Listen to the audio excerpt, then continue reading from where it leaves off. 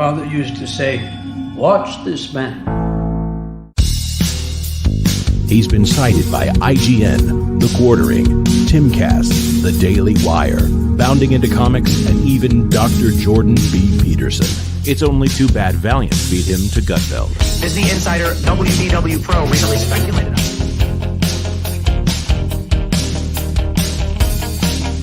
Time and time again, he's broken big entertainment news live on the air. I've been following WDW Pro and his track record for years.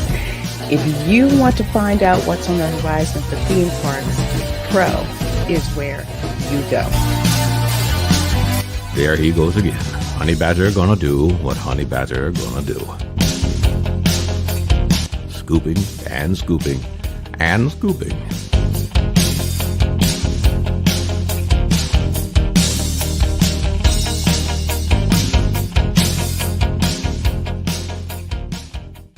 Morty, let's check in on Rian Johnson's new trilogy.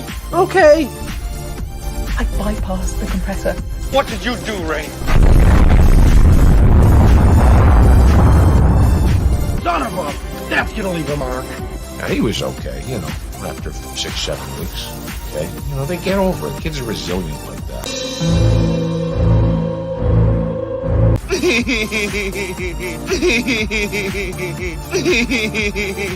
Yeah. I hate it. It's the standard, what would George do? I don't want you here. So sorry, George. I didn't think it would go like this. Blimey, you fools. I've fallen, and I can't get up. Weird. Stay away from liquor, kids. I have always liked Cowabunga. Cowabunga! Now that's more like it, Mr. Wayne.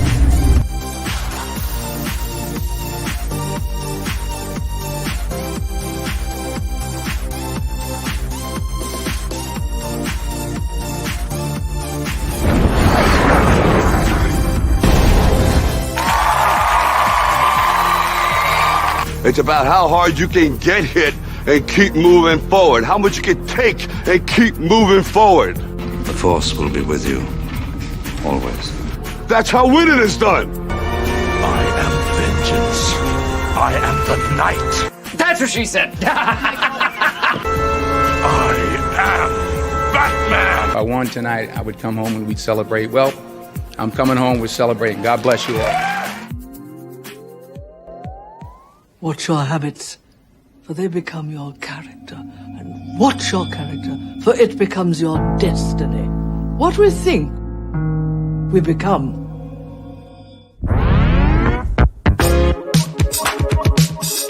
Ladies and gentlemen, boys and girls, in just 2 minutes, the lighting at the Magic Kingdom will dim for the performance of the Pro Show. We hope you enjoy and have a magical, truthful time.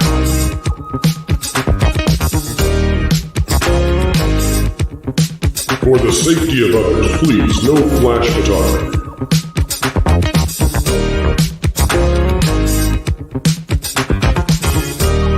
Hi ho, and welcome to ProVision 3D. Alright everyone, put on your coffee glasses.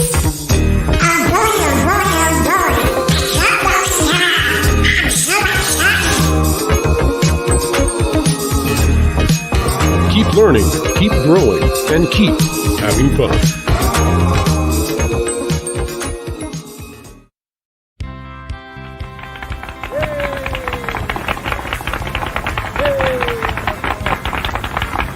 To all who come to this happy place, welcome. You know that you've been taught the golden rule, do unto others as you'd have them do unto you. Yes, Pa. Autobots, roll out!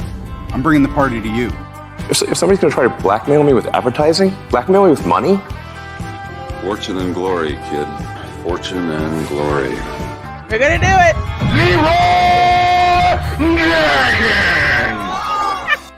Alright, it's time to go to school, son. Come on, get your hands up, man! Are you okay? They'll never take our freedom!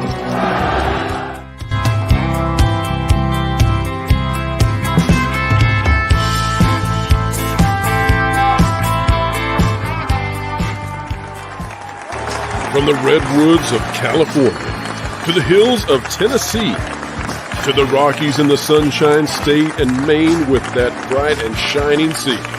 From coast to coast in North America, it's time for your host with the most, bringing you all the entertainment news that should be fun. Ladies and gentlemen, boys and girls, it's time for the show that explains entertainment and gives journalists the next day's headlines. It's the Pro Show Live! Hello, howdy, and how are you, everybody? As we rocket past 300 people in the audience and moving swiftly. No Taylor Swift, no T-Swift here, but boy, oh boy, do we have a Swift story that is growing and growing. And Jonas J. Campbell, I am knowing that you are just the man to have for the hour that is at hand. Kathleen Kennedy, more than just a rumor now, perhaps. Jonas, how are you today? I'm doing pretty good. I keep hearing that this woman will never leave, so it's fascinating to actually hear one of these attached to an end date. So more power to her in her retirement. I hope she has a wonderful dotage. The fantastic thing about this latest scoop, Jonas, is that it does not seem to know things that we know. And the things that we know, when combined with what Jeff Snyder is saying, it's interesting. That's all I'll say until we get to it. But folks, you've been told over and over Kathleen Kennedy's leaving. You've seen it presented to you, regurgitated to you in 1,700 different ways. And I got to say, I think today is going to be a little bit of a different thing than you have witnessed before. I'm looking forward to covering this. Jonas, I'm also looking forward to having some more panelists on here with us. Why don't we make this absolutely? While we're bringing them in, I'm getting notes from the audience that you're a little low. We did a sound check, but I think that got wiped away by a little technical issue we had right before we started. You bring them in, I'll hop out, and we'll get it fixed. Be right back. I think that's for the best if you leave. I really do. That being said, let's bring in the man, the myth, the legend. He's over there for not just the Culture Casino channel, but also That Game Place, which if you guys weren't following this morning, That Game Place did its first live reaction live stream to a Nintendo Direct. We didn't have this guy on, and we were missing that good luck charm. But here he is, Mr. Culture Casino. Well, thank you. No, I feel bad that I wasn't able to attend. I truly enjoy those opportunities, but I would say you gentlemen did a wonderful job as I was able to listen to you while I worked on my own project. But yeah, what a great event, Nintendo Direct. So when you get a chance, folks, do check that out. It was very good. It is a company that is full of joy, and that's what I appreciate about Nintendo. Now, you were there in spirit and in the chat, but someone who was on screen with us is also joining us here momentarily. You can feel the change in the atmosphere, like he's a lovable, huggable Oscar the Grouch meets Cookie Monster meets Arlo, who I had to tell him who Arlo was. Anyways, let's add him onto the channel. One of my favorite fabricated Americans, Mr. Marvin, the Movie Monster.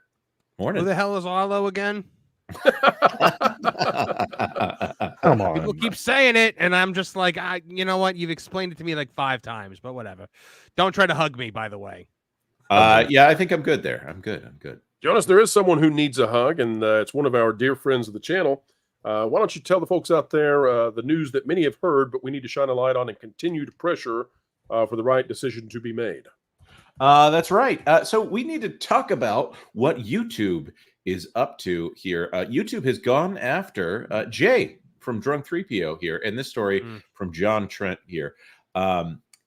Okay, so for those of you who are not aware, the Drunk 3PO channel is one of the better Star Wars channels. I mean, it's not really Star Wars, it's pop culture in general, but yes, he is a Disney and a Star Wars critic.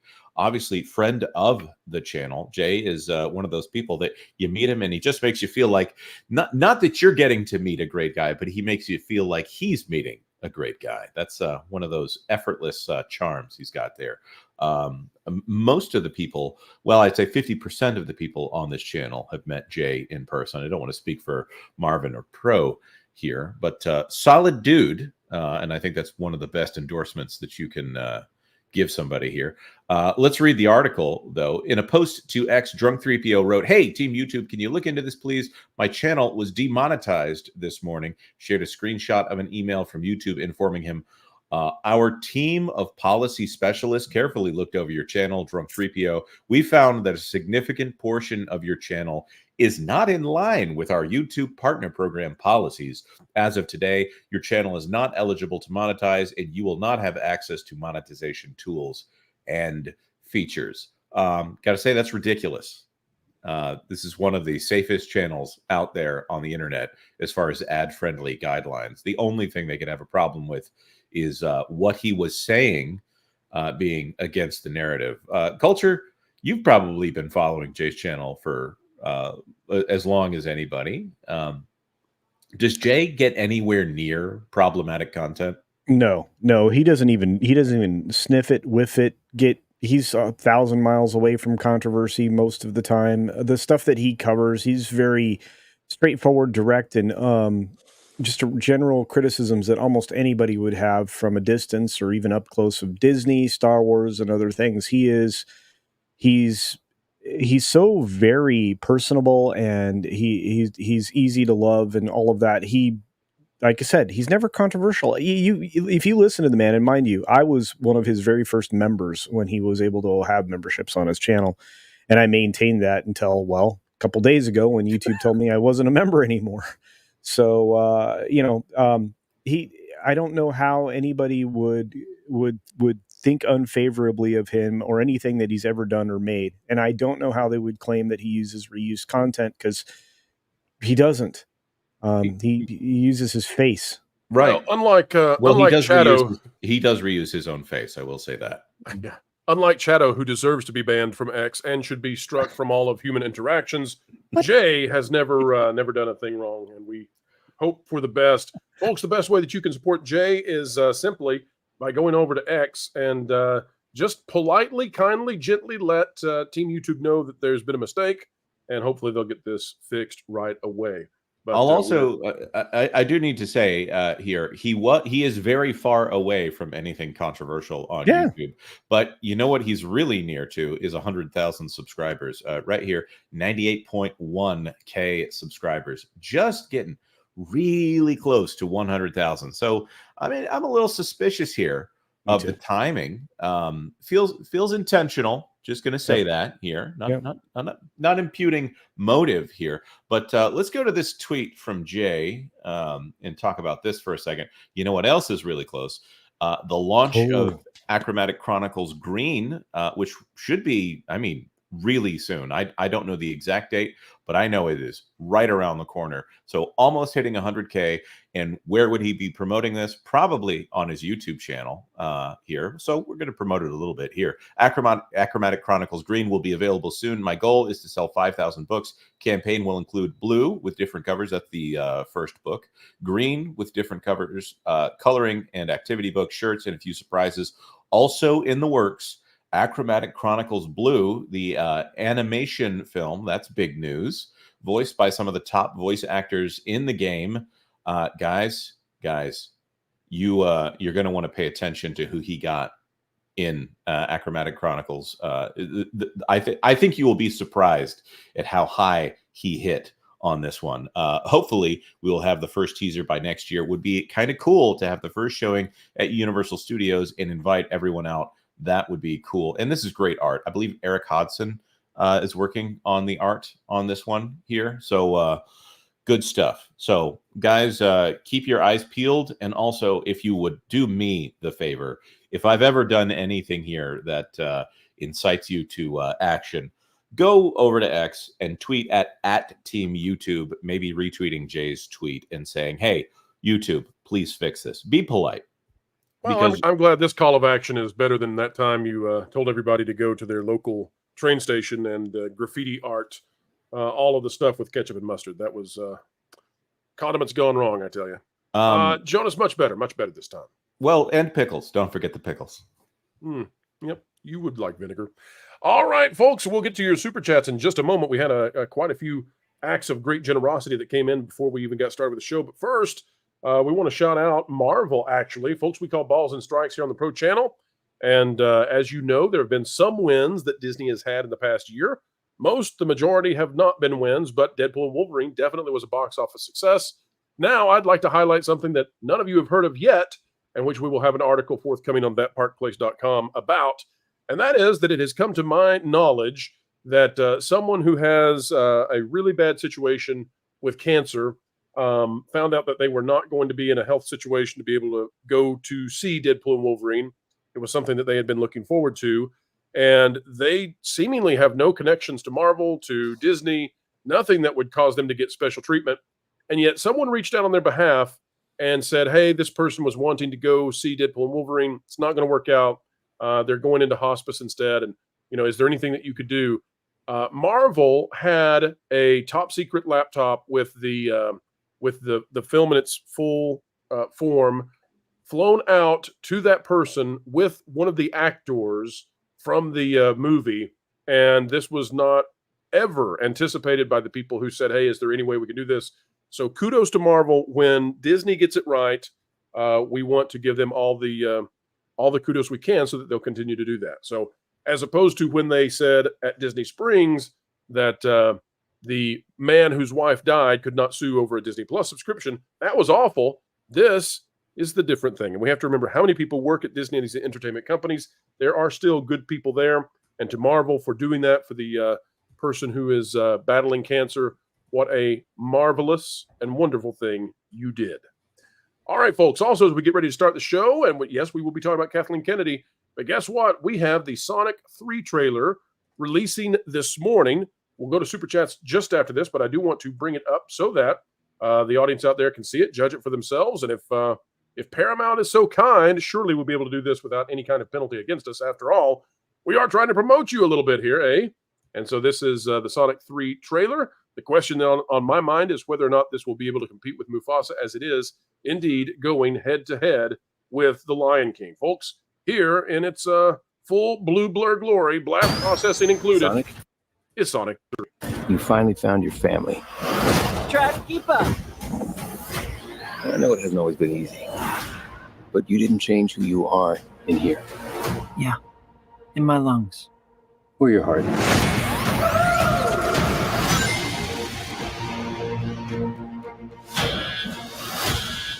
There's been a high-level security breach. And we need Team Sonic's immediate assistance. Project Shadow is far beyond anything we've ever encountered. Yes! We began a lot like yours, Sonic. But where you found family and friends,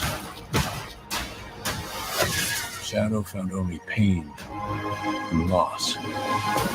All right, we got a rogue alien on the loose. How do we find it? Start with the giant fireball? I love it. Let's start with a giant fireball.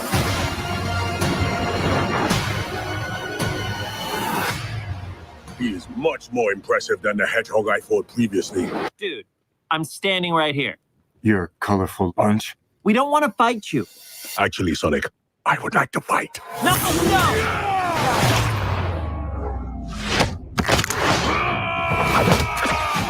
My turn. Can we just talk about this?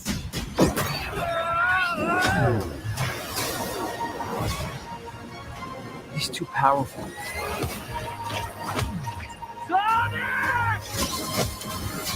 I can't believe I'm saying this, but we need you-know-who. This is a bad idea. When has that ever stopped me? Doctor, we have visitors. this is sad, Robotnik, even for you. We need your help. On one condition. Let's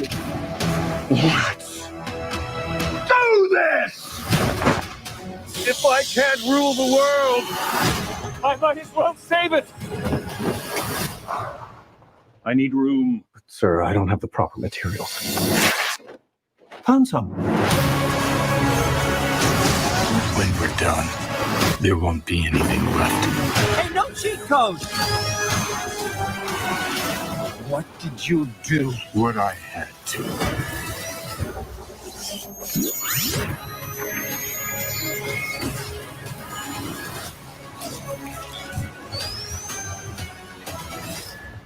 Welcome home, my boy. It's impossible. Is it? It couldn't be. Couldn't it? Are you? In the saggy flesh. All right. Yes. So that is a trailer. I don't know if this is going to beat Mufasa, but I'll say they're giving it everything they've got. That's about as good of a trailer as you could possibly release for Sonic 3. Panel, your thoughts? I got to say this when we talked about this. By the way, we need to add to the panel Mr. Ron Bradley from Although the Bradley's Fun. When we did the poll on that game place, it was the only time I have ever seen a 100% poll saying that game place audience this morning said no way that Mufasa beats this. Yep, it's an awesome trailer. I mean, it's just flat out awesome. If it's quality versus quality, you've got Jim Carrey, who I know many people disagree with him politically. He seems to have toned down lately. Maybe I've just not heard. But he is back in full form in this. Yeah. He's having a lot of fun. You've got what appears to me to be the little kid version of the Avengers here. You've brought Sonic, Tails, and Knuckles together. And by the way, Paramount gets that this is a boy brand. They're not trying to turn it into a girl brand. Maybe the Amy the Hedgehog character will show up. I don't have any problem with that. But they get that they're pointing this to boys, that you can't, girls will like it too, but they're not attempting to feminize this brand. Well, okay, so actually, I'm gonna disagree with you here, and you know why, but we won't get into the specific reasons. We won't go into details here. But Shadow the Hedgehog has a female audience. He's he's fluffy. He's a bad boy, and there's that Maria Robotnik thing that's going on in there. That there is a girl element to this one. It gets a little fanficky. Starting with Sonic Adventure 2. So I'm saying they didn't put a Ray in it. Oh, I'm surprised they didn't put Rouge the Bat in, because she's typically associated with Shadow. I thought that was going to be the opportunity to bring her in. She still might be. We don't know. But, I thought that was where they were going. But, man, oh, man, I think this is going to clobber Mufasa. And you're right, Pro. It is a boys brand that knows it's a boys brand and understands where its bread is buttered. And this is appealing both to young boys who love the Sonic, IP, and it's appealing to older fans who played Sonic Adventure 2 on Dreamcast, because this is ripe with Sonic Adventure 2 Easter eggs. Is there any better casting that they could possibly have pulled off than Keanu Reeves as Shadow? Can you possibly do any better? Awesome. Maybe Hayden Christensen. I don't know. That was the original rumor was Hayden Christensen, and I was all in on that. But I cannot be angry about Keanu Reeves. He's doing an amazing job at it. I think they got a big win in Keanu. I really do. It's funny because I was trying to evaluate, and I've now seen the trailer 5 times. And well, you're almost up with Bob Iger on his properties. Keep working on it. I am. But I'm looking at it. I'm trying to be critical of it. I'm like, I can't find any flaws in the way the trailer's laid out. I can't find any flaws in the character models, because I mean that's going to be something we're always going to pay attention to with this franchise, because the first character model was so bad and they worked so hard to correct it. But when you go ahead. I would say Robotnik in a fat suit. That's all I got to say. It all worked. I mean, like, and I agree with Pro's assessment. I mean, that works so well. Jim Carrey's back, and all you have to do is retire, and you seem to do your best work. I mean, just look at Michael just Keaton, look at Jim me. Carrey. just look at me. Yeah. So after Sonic 2. After Sonic 2, Jim Carrey said he was done. He was not doing any. He was not acting anymore. No. And then all of a sudden, I'm just so glad he's back for Sonic 3, because you can't see Kathleen Kennedy. There's a renaissance waiting for you on the other side of retirement. Just go do it. Do it right. Yeah, just retire. Just leave. You'll feel better. It didn't work out for Bob Iger as well, though. His comeback is not so good. Ron, we're trying to sell Kathy on something right now. You're really you're not helping. You're not helping, Ron. You're really. I think she just needs to go away completely, but that's just my opinion.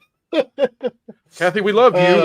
Let me say, Ron thinks it's opposite day. Kathy, we love you, and we want you to retire so you'll have the best days of your life. That's exactly. That seems like a win. I'll go along with that. Yeah, go and and go ahead. I'm sorry, Marvin. I would say Skeleton Crew is going to be a huge win. We all love it, man. What an amazing wave to just ride out a career on. Yes. All right, Jonas. Well, something we can all get our yasses behind is getting super chats up on the screen. Let's do it. All right. First of all, I want to say I don't know what the trouble was this morning, but I want to say thank you to Butterbumps for sticking it through here, gifting 20 WDW Pro memberships. I want to say thank you very much for doing that right off the bat. Much appreciated. I want to say, how is it possible that we have two astounding, fantastic individuals out there supporting us who both start with butter? I'm telling you, this audience is smooth. Butterbumps and Butter Biscuits both. Wow. Wowza. That's true. And Butter Biscuits, I don't know if you guys heard here, but Butter Biscuits rechristened Marvin as L-Take Marvin this morning. It was, the L-Take is dead. Long live the L-Take. Packing Protons for $5. Bob Iger should now officially be known as Bomb Iger. Oh, wow. Bomb Almighty. That's good stuff right there. Kocho Dragon, member for 15. The timing of Jay being demonetized is interesting, given he was with Gina over the weekend. And thoughts on Snyder report on KK staying till Disney second quarter of 2025. Yeah, I also would like to know segment plan for that. I wonder which second quarter that is. We're going to talk about this one more. So excellent chat.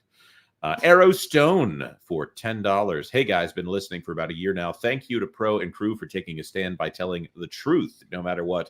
I truly consider this a home here on YouTube. Well, we mean welcome home a lot more than that Force Awakens trailer did. So. That's right. And Arrow, we appreciate you being here, and it's an honor to get to share time with you. Whenever we do these shows, I always try to put myself in the mind frame of being in front of and with our audience and with the people who are spending time with us. I think about some of our favorite podcasters and radio personalities out there, and great times of traveling, road trips, and listening in and learning. And it's a joy to get to be on the other end of that and sharing with all of you. And it's all mutual. And that's what makes it wonderful. Thank you, Arrowstone. Yep. WDW Pro gifted 5 WDW Pro memberships. Packing Protons for 5. Sent you a tweet about Kennedy supposedly being renewed. Does it coincide with any awards shows? Well, Packing Protons, we'll be covering all of this momentarily. Folks, there's been some news. And as we said at the beginning, Jeff Snyder has some stuff regarding Kathleen Kennedy. Doesn't seem he has the stuff we have. But when you combine these two pieces together, you get something very fascinating, and we're going to connect the dots a bit and play with it in just a few. Here's an interesting screen name. Hashtag Justice for Geo the Rock for 35 South African Rand. For my mind, the only reason I see KK staying until Q2 is to find a new president of Lucasfilm. Otherwise, why not just renew her for a full 2 years? Usually it's 3 years, by the way, on these. Usually 3. And sorry for Geode the Rock, but I wouldn't even trust him near Pebbles, especially not near Pebbles. Fat Steven JFG for 2 Canadian. Pray for me, TPP. It's Woman Solo today. That's right. Star Wars Outlaws is out today for those who pre-order. And I've got it downloading, guys. I have it downloading. Jonas. Fat Steven, those of you who have elected to sacrifice, do maybe even possibly the ultimate sacrifice, we don't know. The game is really bad. It's crazy buggy and crashing some people, and have fun. At least it's not very long from what we're hearing. 15 hours. Oh, about the same as the Acolyte. Side quests. Deja vu all over again. Yeah, I can't wait. Are you going to try it, Marvin? I'm not paying money for that. No. All right, so it's Jonas and Loki taking the hit for us on the team. Okay, all right, fair enough. Oof. Go and Shogi gifted 1 WDW Pro membership. Thank you very much, Go and Shogi. I appreciate it. And also Ruby Hove gifted 1 WDW Pro membership. Thank you, both of you. I appreciate it very much. And Ruby Hove, member for 4, says hello, Hoove. Hoove. Ruby Hoove. Because it rhymes with groove. We say hello to both the Hooves. Yes, absolutely. This was flagged in the chat here. Rod Lemon, can you throw a member party once KK leaves? I can't tell you. In Christmas Vacation, National Lampoon, when Clark finally gets the lights to turn on, and the electric meter starts spinning out of control and they have to go to nuclear backup power. That's going to be the situation for YouTube when KK finally leaves. I can't even imagine the number of channels that will suddenly go live all at once, like a Christmas tree lighting up of pure joy. Oh, wait, With the I forgot. Hallelujah chorus playing. Yeah, I forgot, guys. No. Everyone will really hate it when Kathy leaves, but she should totally retire because then she can have the best Renaissance ever. We love you, Kathy. It's a win. Ken Reinhardt for $2. Will KK leave? She wants to, or when she's ready to? Yep. Whew. That's good. Making it hard to wait until the segment. Yep. Packing Protons member 14. Jay was trending on X. He ought to. Wow. Yep. Daryl the Derelict for $5. Hail, gentlemen. Unless her minions are gone, KK leaving will have no effect. Rest in peace, Star Wars. 1977 to 2012. Agreed. Absolutely. He's not wrong. And when we get to this segment, I got a lot to say about that particular topic. Yep. And Space Dave 2000. He was also on that Gameplays this morning for $2 Canadian. Jay got banned because he's friends with Gina. Yeah, I think there's more to that story there. I do think so.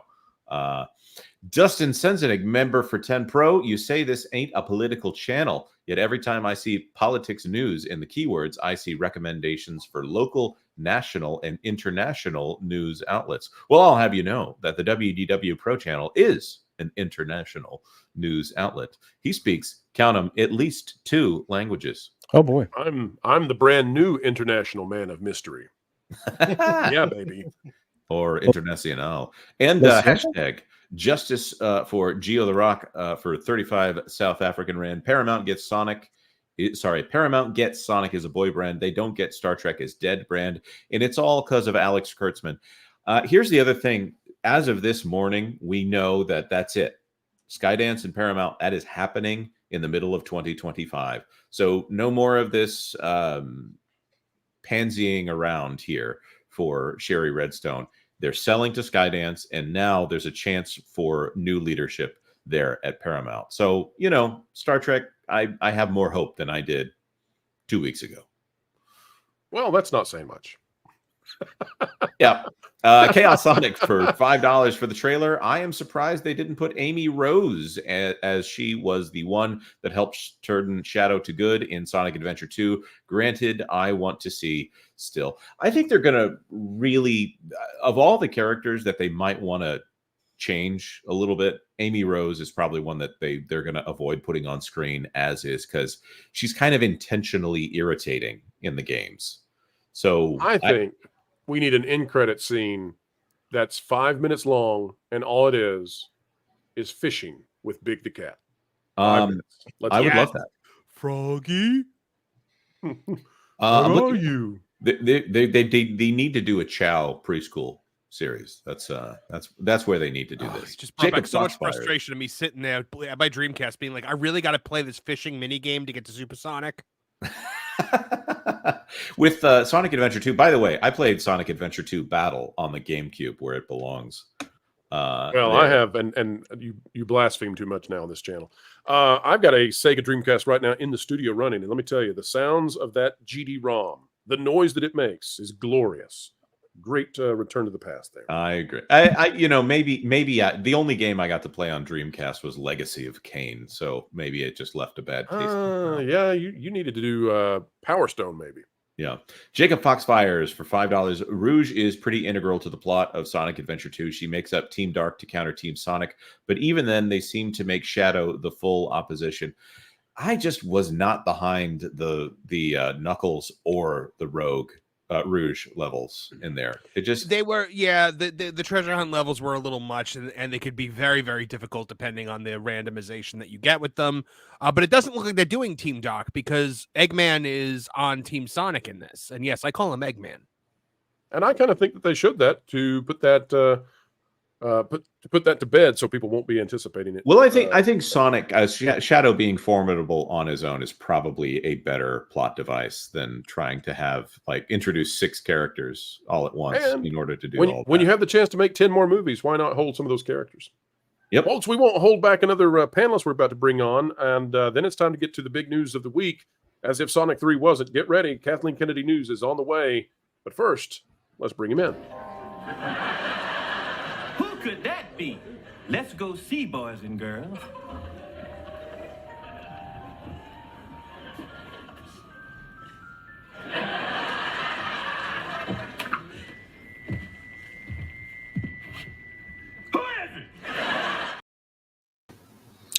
All right. Lou, how are you? Goo Goo Gajoob. I keep hearing about Eggman in this thing. I don't. I am a walrus. Yes. Yes. All Well, right, folks. hi, everybody. Hi, Lou. It's so good to have you joining us. Oh, And Lou, you're well, going to you know. love our first topic of the ghost day, with the other than ghost. Sonic 3. All right, folks, here we are starting off, and we'll increase the zoomification so everybody can see this. There we go. All right. Dustborn. This is a huge week for the woke effort to transform entertainment. We'll talk about this to more degree, but it's now turning out that Dustborn, this game that truly takes wokeism to the next level, seems to be anti-American propaganda that was funded by the European Union. We'll go through the details right now, and we'll also show you this so that you can understand just how bad this thing is. From Kik Knutson Jr., government-funded woke video game Dustborn is by notorious studio Sweet Baby Inc. Oh, Sweet Baby. And is about as blank and ridiculous as you'd expect from the worst of the current generation. Let's take a look at some of this, folks. Here. Fellow you're with, the black kid, dresses like a writer. Does he know anything? You are racist. Oh my God. Again, folks, you rapid tap a button to go into full triggered mode. Who's As triggered you? Watch it again. Fellow you're with, the black kid, dresses like a writer. Does he know anything? You are racist. Fellow you're with. So that's one of your superpowers, is the power to be triggered. What other powers do you have? Well, you've got the power of cancel. You've got the power of normalize and all kinds of other ridiculous stuff. Take a look at this, though, because our good friend, he's been on the channel before, Mark Kern, the man who made World of Warcraft and a huge part in the success of yesteryear for Blizzard. Grums is out there detailing this in intense resolution. Dustborn used far more government money than has been previously reported. This is why I'm calling this state propaganda out of Europe. The Norwegian Film Institute funded the game for 14 million kroner, or nearly 1.4 million US dollars. This is in addition to the 150,000 euros from the Creative European Union grant program. Dustborn is basically an, you get it, folks, training game. You bash the fash across the divided states of America by using vocal powers to call people racist. Unfortunately, for those who wanted to see this succeed, the game only has 33 players concurrently playing it. I think it has peaked over 50. Huge amounts of money spent on this, though, to make this happen with state propaganda. But that's not all, folks. If you've not yet heard the song, we'll play it for you so that you can enjoy just how bad this game is, and so you can see what they want to do if they are unbridled by the constraints of consumers. We're the aliens. We're the refugees. On you. We're right behind you. So this is great replacement theory, then? Yes. Out of Europe, funded by the European government, and then marketed to the United States.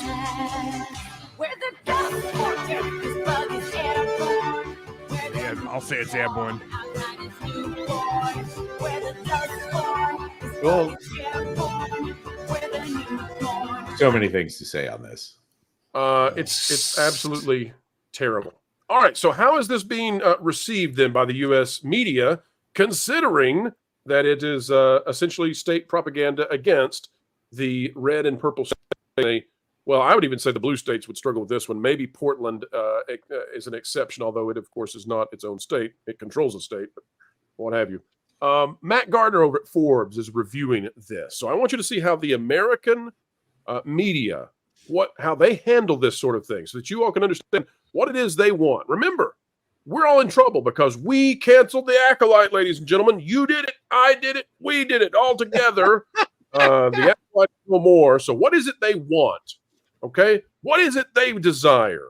Well, apparently they desire state propaganda out of Europe against the U.S. Dustborn Review, a political adventure rewarding patient, open minds by Matt Gardner. Oh, goody. Let's read this one out of Forbes. Dustborn is among the most unrepentantly liberal and left-leaning games out there, i.e. it is literally state propaganda.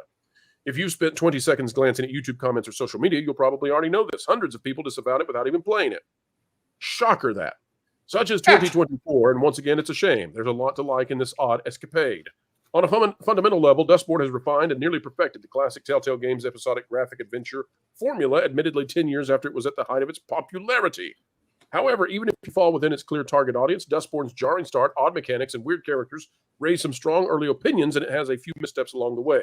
On a fundamental level, developer Red Thread Games has created something that's an exercise in patience, not just to get into it, but to enjoy the experience as intended. And by the way, folks, it is not lost upon me that the developer is called Red Thread Games. Red, remember, up until the 80s, was associated with a different kind of political fashion, and then there was a switcheroo in the media in order to make that less apparent. This goes on to basically just apologize and make the flaws of this game okay, because you're finding your voice. Let me here. I'll read this. It's just too much. Early conversations feel basic at best. Good and bad decision making is too binary, meaning you're either calm and collected or, however, stick with it. This is Dustborn's slightly heavy-handed tutorial explanation of chat mechanics and your own abilities. You can time your conversations, choose safe answers, or run roughshod over your friends with your angry Vox ability whenever you like. Not that you will, because it'll make you feel awful. And it goes on to talk about how great some of these conversational abilities, like, for example, being triggered by tapping the button over and over. But yeah, this goes on, and it loves state propaganda. State propaganda is genius. Who is the one that's being triggered when you hit the trigger button? Are they allowing themselves to be triggered, or are they trying to trigger the Yes, you're other triggering people? yourself. Being triggered, Jonas, is a good thing in this game. I think it's wonderful that a bunch of red Marxists got together and triggered themselves to produce this, in every sense of the word. By the way, you said American media. It is American media, but it said he's a British writer in his. Yes, operating via the American force. Because they can't make any money in Britain, so they come here. This looks like a Babylon Bee parody, though. I mean, like, this doesn't even look real. It looks like it would be a parody game made by the Babylon Bee that would be used as a commercial. And is that when I first saw it? When I first saw it, I thought it was a parody. I was like, "Oh, that's funny." Is that Harrison Ford as the general in the new Cap movie up there on the billboard? Well, apparently, when you get triggered, you turn into Red Hulk. So sure, absolutely. Yeah. And that's a good thing because it's a Red Hulk. So that is where they want us to go with all of this stuff. That is where they would like for us to be. We talked about this a little bit on that Gameplays, but the fact that this is funded by not just the Norwegian Film Institute, but also the EU, and it is a Norwegian game talking about American politics. It's about the quote-unquote divided states of America here. I think that's incredibly inappropriate. For the European Union to be funding, it would be about as appropriate as us making a game about how bad France is, but using tax dollars to pay for a game about how bad France is. Free expression, Canada. Free expression, blame Canada. But when you have government-funded propaganda that is specifically meant to detract from another one, to me that's a diplomatic issue more than anything else. I think this is ridiculous. Obviously, this is a waste of not just European taxpayer dollars, but also Norwegian taxpayer dollars. And this game, they call themselves, there's a word in there that I don't know if we would use on this channel, the new corn. There's so many just little immoral things about this that just bug me. It's like, you can't just allow yourself to exist and try to have, a stable reaction. Stoicism is bad and morality is bad. And this rage, this self-flagellating, rage-baiting stuff that they're trying to feed themselves as if getting angry is the key to progress. I don't like it. I don't like it at all. I love that they've actually become parody embodied. I mean, they have become pastiche incarnate, because the stuff that we mock them for We could not go far enough to compete with this. We couldn't make fun of them by going any farther than they already are. I don't know where you can go beyond it. If we did it as a parody, we would say it's too on the nose. No, I am personally gratified that there are a whole 30 or 50 people with rewarding, patient, open minds in the world, aren't you? Well, that's the good news of it, right? So this is an utter failure, and we're also going to find out is Star Wars Outlaws going to follow in the same footsteps. What's the other game that's come out in the last week or so that has been very weak to Concord. Yes, Concord as well. So they're decimating. They're wiping out the gaming industry with this stuff, killing it. Right, and there needs to be the context added. Dustborn is being paid for by Quantic Communists. Dream. Yes, and Concord is a Sony studio that's making that game. So that is not just some random developer out there that made this horribly selling game. That is Sony, one of the big three console makers. Not for long. Well, I mean, they have this new studio called Firewalk Studios that is owned and controlled by Sony. But the funny thing is look, you can dump all this money and effort into these wonderful named terms that alienate your customers from interest because they're not going to be interested anymore. But look, they're all trying to move on from those names. It's one of the things we've been talking about over at That Game Place is that, you can change the name of anything. Activision Blizzard's certainly trying. And it doesn't matter. We already know what you're rebranding it to. It's the same noise, and you're going to get the same results. This is why, and correct me if I'm wrong, Jonas, but this is why, or even Marvin, but this is why you're starting to see them have to claim risks for something like GTA 6. That the risk is they could get driven into the ground by review bombs. They say it that way, not to be like by, critical statements about our game that are accurate, because most people don't realize this because we haven't done extensive reporting on it. We're kind of waiting till we get an announcement from when the game's actually going to launch. And then we're going to build up into the fact that this game is going to be GTA 6 is going to lean into a lot of very woke ideas. This if you think this game Dustborn is ridiculous, imagine taking a property like GTA, one of the most successful game franchises ever created, and running it into the ground with this same kind of thinking and similar statements. Maybe not trigger words and stuff. I have a question about that logo, the Dustborn. Is the O with the udders on it supposed to be Kenny, and we're going to kill it? Oh my God! By the way, I'll say this: it's fascinating to me to watch that this woke experiment was so damaging to the film industry. Yet the gaming industry is something like 12 to 13 times bigger in terms of economic impact, and they're still going to try it with gaming. Like they didn't learn their lesson, and now they're going to learn it at a scale that is just unbelievable. Unbelievable how much damage this is going to do over the next 2 to 3 years. So I think right now they've put $500 million or more easily into GTA 6. Somebody said that they'd put $2 billion into the game. I don't know if that's true, but I know that game development is incredibly expensive. And if you're spending $500 million on something, and you're basically going out and telling your investors that this thing could tank because of critical reviews, that's bad. Ubisoft is in the position they have to do the same thing. They'll have 3 consecutive games that will underperform by the time we get what we're about to get. Outlaws is 1. This Assassin's Creed game is 2. And as a video we recently did, Rainbow Six's latest update, latest season, it went incredibly woke. So you're going to have 3 properties that Ubisoft controls that are all going the wrong direction at the wrong time when they have the opportunity to take over entertainment completely. And also we need to point out that Ubisoft is closing the studio that originated Rainbow Six in order to make they could make Rainbow Six. Yeah, so they can make Rainbow Six without them. Yeah. Now, Jonas, we're a little so short they on had to time. kill the village in order to save it? Yes.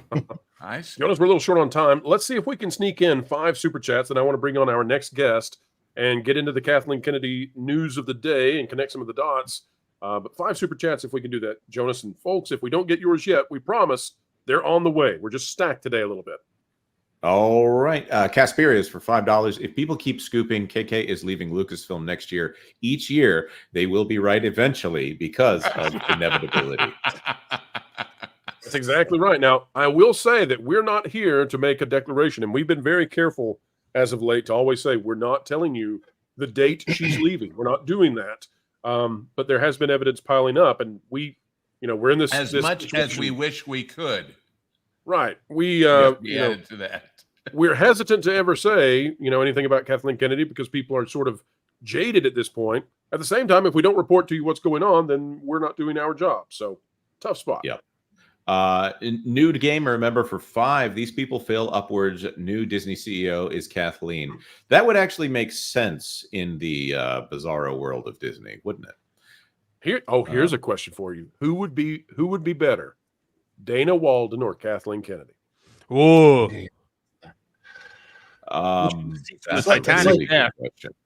It's like asking if it's better to have diarrhea or better to vomit. It's a horrible choice. I think both of those makes me really uncomfortable, and I would not put that out in the world. That's very bad karma there, Pro. You're likely getting one of them. Packing protons for $5. Some of Outlaws that I saw looked AI generated. I wouldn't be surprised. Well, I said the main protagonist looks like Clayface. I don't know what's going on. I'll be honest, guys. I mean, I've worked in 3D animation before. I have had some dabbled in the video game industry. I don't know how her face does some of the things it's doing on the consoles. I don't know how the animators screwed it up the way they did. Like I would need to have somebody explain to me what's going on with the facial animations. Yeah. B-Man, member for $3. Oh no, Culture is here. Oh well. What did you do to B-Man, Culture? He knows what he did. No, I don't. And one more here. ALB 1994 for $5. I heart Marvin. Don't we all? Don't. Oh, hot you too. So Culture gets a takedown. Marvin gets a hug, and the rest of us are ignored. I see what's going on out there. I don't think Don't get excited about a takedown. I didn't do anything. Everybody in San Quentin says. Everyone is always happy to see Culture. I'm always happy to see you, Culture. Yeah, I'm very happy to see Culture. Okay, I don't know. All right, well, there's somebody else that we're always happy to see. Jonas, who's our next panelist? Let's bring him on. The man, the myth, the legend. He's not only at Midnight's Edge, but also Midnight's Edge After Dark. Let's welcome him on to the panel, Mr. Tom Connors. Hi. Yay. Oh, it's me? Welcome, Tom. Welcome. Tom, do we not even get to see your smile as you come on? Come on, show the folks out there that those pearly whites. There we go. Look, Tom is looking just dapper today, Tom. Dapper. Dapper, I say. All right, well, we've got a panel ready to conquer Kathleen. Tom, you always love these kinds of topics. You've never heard it, though, before, right? You've never heard that Kathleen Kennedy might leave? All right, well, in that case, Tom's ready to go, folks. Here we go. This is being shared by Culture Crave, but it's coming from the InSnyder. Jeff Snyder, the guy behind this one, says Kathleen Kennedy will reportedly remain as Lucasfilm president until at least Q2 of 2025. Several Star Wars shows are in development that have not yet been announced. Okay, let's Can we take the last sentence first? Yes, because it's meaningless. Go for it. Does it mean dirt is moving? Well, I thought I was going to say that. Until you've got something you can point to me concretely, development has a broad meaning to it. So, yes, it does. Did somebody somewhere write on a napkin and hand it to somebody at Lucasfilm? I don't know. I don't know if you're talking about that or if you're talking about money's behind it yet. Until money's behind it, I don't care. All right, so take that one out and let's just remove it because it's meaningless. It's not well defined. What is well defined here, and this is coming from Snyder, and I don't know if anybody on the panel wants to talk about Jeff Snyder and what the reliability is here. It's sometimes humorous to me when they look into the accuracy ratings of these people. There was an account on X that gets cited all the time, and it's not Jeff Snyder, but this other account, it was like a 62% accuracy rating. So slightly better than 50-50. And I thought, my gosh, these people are being cited inside the press, and almost as many times as not, they don't have it right. Okay, so Jeff Snyder, though. Panel, anybody got any opinion on Jeff Snyder before we dive into some of the interesting parts of this? I don't know. No. All right, well, we'll just go with Jeff then. All right, Jeff, you're in the good graces of the Pro Show today. All right, Kathleen Kennedy will reportedly remain as Lucasfilm president until at least Q2 2025. All right, here's what's fascinating about this. And if you're a long-time listener, then you may already know some of these things. Kathleen Kennedy's current contract, we believe, is until October of this year. And in the past, Kathleen Kennedy has signed contracts of 3-year durations. And she's done that repeatedly. So that seems to be the norm. So Kathleen Kennedy, if she were to remain until at least Q2 of 2025, and this is what Jonas was talking about earlier today, Q2 of 2025, if that is the Disney version of Q2, then that would be very early 2025. So that would not be what you might think to be April, May, that kind of thing. This could be January, February, March, depending on how they are terming this. Like, is it related to the fiscal calendar of Disney? We're not sure. But the fascinating thing is, okay, so we're in August right now, and this is coming from Jeff Snyder, and he writes for The Wire, and a lot of people report on him. We've had no contact with Jeff Snyder, so we're not sharing our stuff. We've told you some of the things that we've been hearing behind the scenes about clearing the Lucasfilm deck and such. But if Kathleen Kennedy, if Jeff Snyder is right here, if she can remain until at least Q2 of 2025, that's 6 months from now, at most. So that's not a very big statement. No. If she is re-signing the contract, or if the contract negotiations are underway, or if they've been completed and the contract begins November of 2024, then if he is correct, this would look to me to be the signal that she is sunsetting out and they're doing a transition period. Now, I could be wrong, but the specificity of when she would leave in 2025 is what's so interesting to me.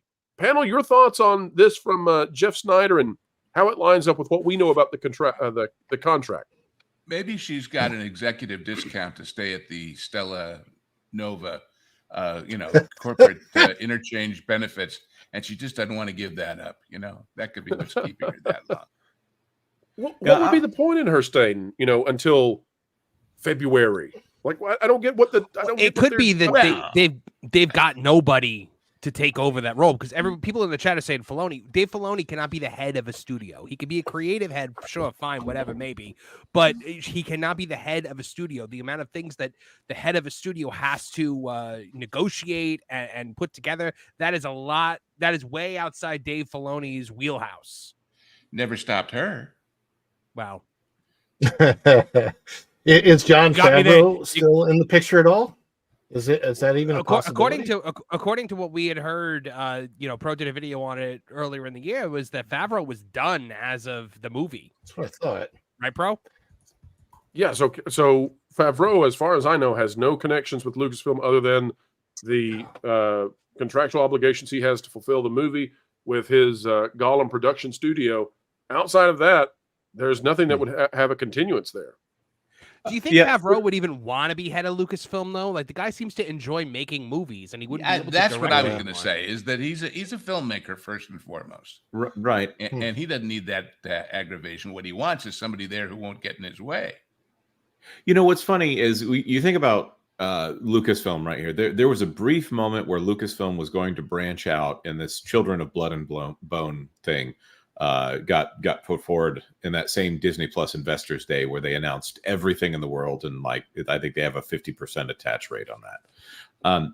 They were going to do things other than Star Wars. Obviously, they tried with Willow, Children of Blood and Bone, Indiana Jones. It seems like the interest was there to push into other areas, but right now Lucasfilm is pretty much only Star Wars, and if Star Wars doesn't work, then Lucasfilm doesn't work. If Jon Favreau were to come in and to say he was the head of Lucasfilm, I don't see why that would mean he can't make films, but I think his first priority would need to be making Star Wars films. So it's essentially one subject. And the argument has been made on channels like this that Star Wars is Luke Skywalker.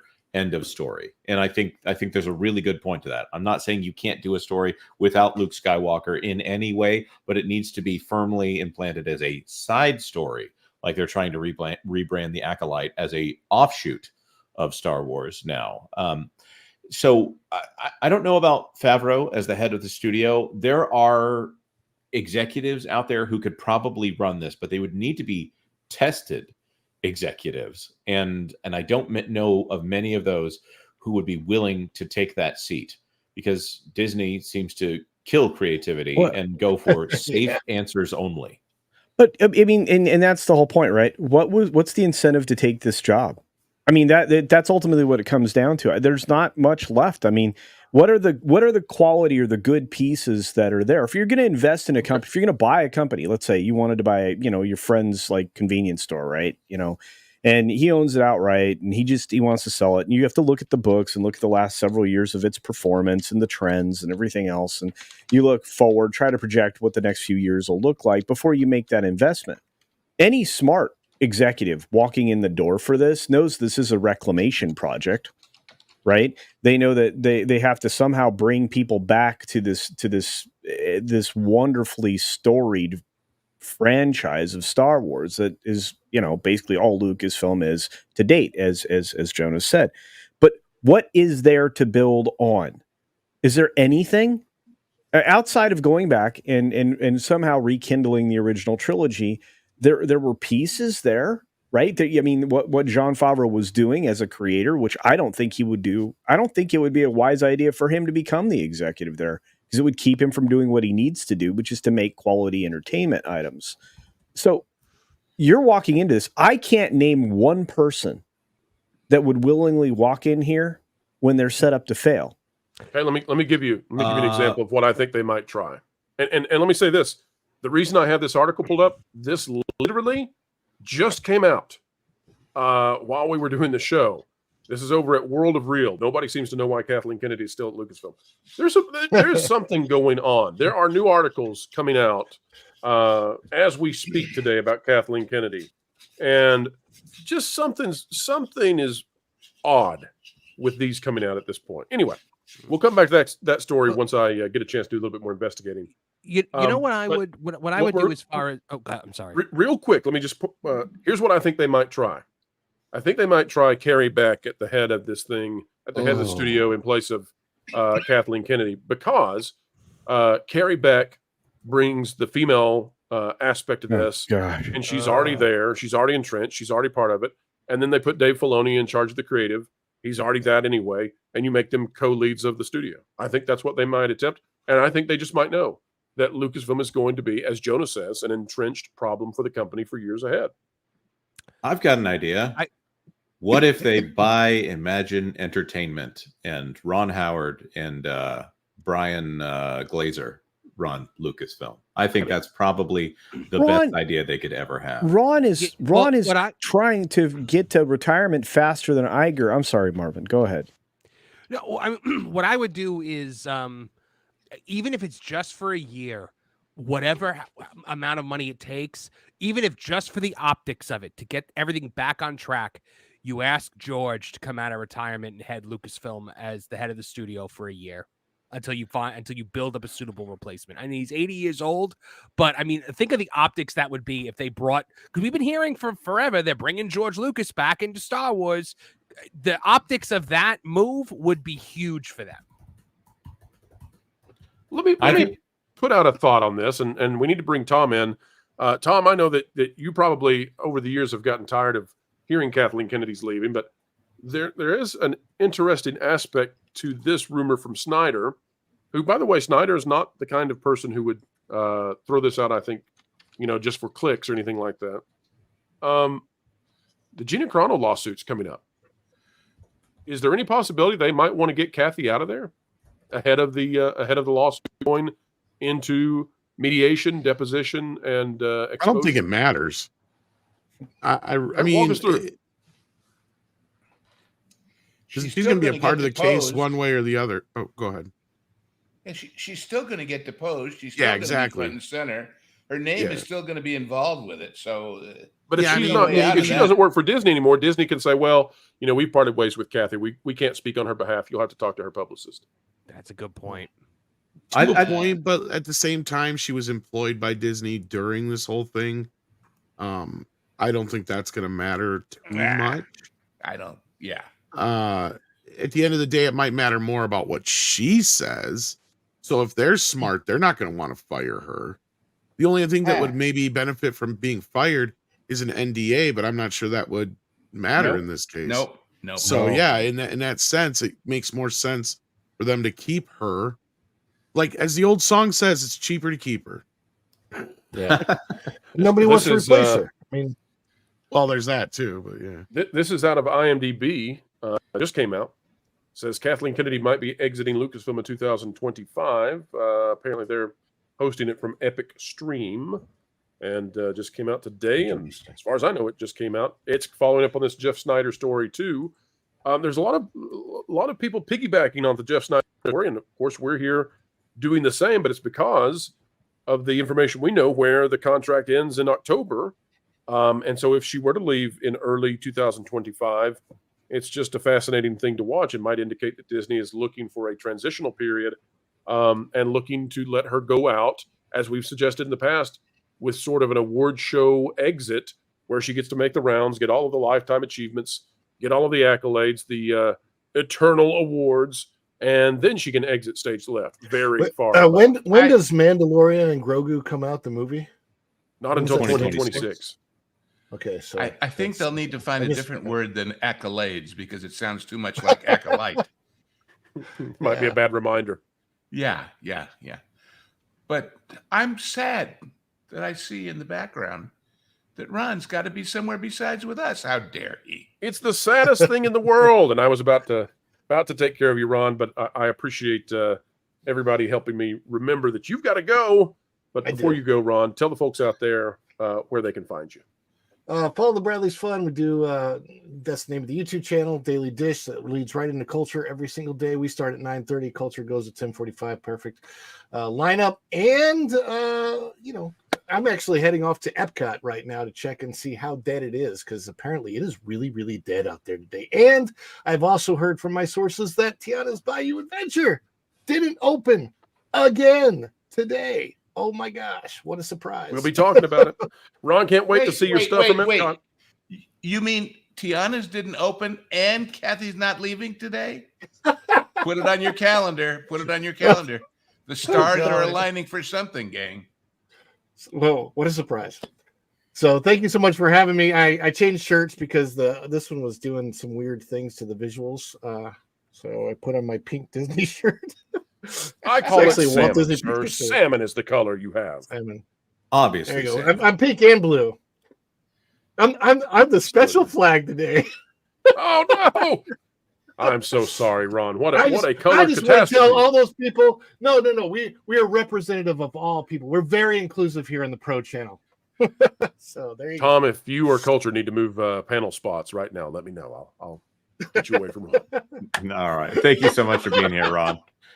Thank you so much. Later, Have Ron. a good one, guys. Bye, Thanks for Ron. inviting me. All right, Pro, we going to get to some super chats, or you got some more to cover here? Well, in just a moment, actually, there's something I want to bring up. Today should be a day of celebration for everything to do with Kathleen Kennedy. My gosh, what an ad. Get off the screen. Good golly. Okay. Sorry, folks. Sometimes you have to shake those ads free. Today should be a day of celebration for Kathleen Kennedy. It's Star Wars Law's time, and it should be a big positive review moment and people talking about how vibrant Star Wars is. Instead, we've got articles like this out of the New York Post. The Acolyte cast reacts to woke Star Wars series being canceled after one season. And I think this is why we're watching now there be anticipation that Kathy might actually retire. This is the you see article their faces in that picture? They all look miserable. Look at that. It looks like a mugshot. They were miserable. Well, that's because Leslie said, "Would you like to meet my friend?" Eric Tedesco is the author of this one. The Force was not with the Acolyte. The Star Wars series, deemed woke by many online fans, was recently canceled after only one season, which came as a surprise and as a act of mercy to some of its cast members. Lee Jung-jae, who played Master Soul, by the way, the only good thing I thought in the show, in the Disney Plus show, reacted to the cancellation in an interview with Entertainment Weekly on Friday. Wait, before To you hear the show his news- reaction, I'm going to guess he's not happy that the paycheck stops. I'm just going to The guess paycheck that. You know, stops. call me psychic if you like, but He wasn't coming back anyway. Well, yeah, that's a good point, man. He could have been a forced choke ghost. Flashbacks. Forced choke ghost. To hear the news, I was quite surprised personally as well, said Jung-jae 51. Created by Leslie Headland, The Acolyte is set in the Republic and follows an investigation, blah, blah. You already know that if you watched us suffer through it. By the way, Mr. Lee Jung-jae, for 51, sir, you look good. Well done, sir. I would have appeared in the second season if there was one way, the South Korean actor told Entertainment Weekly, but personally speaking, I really loved Leslie's writing. I thought that she was a great writer and director who was very talented in the storytelling, as well as creating characters and creating meaningful structures within the story. So I was actually personally really looking forward to watching a season 2 with her at the helm. I would think that Leslie's writing appeals to a lot of people who are just learning English for the first time. It's nice and simple and easy to understand. And I was going to say, if you think he looks good now, you should have seen him a year ago before he made this. This was wearing on his appearance. Oh, me. Manny Jacinto, who played Kamir, also known as The Stranger, also known as Smilo Ren, reacted to the cancellation news on Instagram by posting the final shot of him and Stenberg, 25, holding hands. Jacinto, 37, used a simple red heart emoji in his caption. Why is it important that we know their ages in this? That's weird. Headland, 44. Man, they're obsessed with this. And she never looked good when she was 25. So what difference does it make? That's right. Headland, the first openly alphabet person to create a major Star Wars project, and also the first person to have worked closely with Harvey Weinstein, who also worked on Star Wars, addressed the Acolyte hate while speaking to the Hollywood Reporter. Oh, I'm sorry, Disney. Now you are part of the Acolyte hate. She said, I don't believe that I've created alphabet with a capital alphabet, she said. Headland went on, I'm proud of being a gay woman who's accomplished this feat, and certainly if my content is called alphabet, I don't want to disown whatever alphabetness is in the show. I would be proud to create something that inspired such people.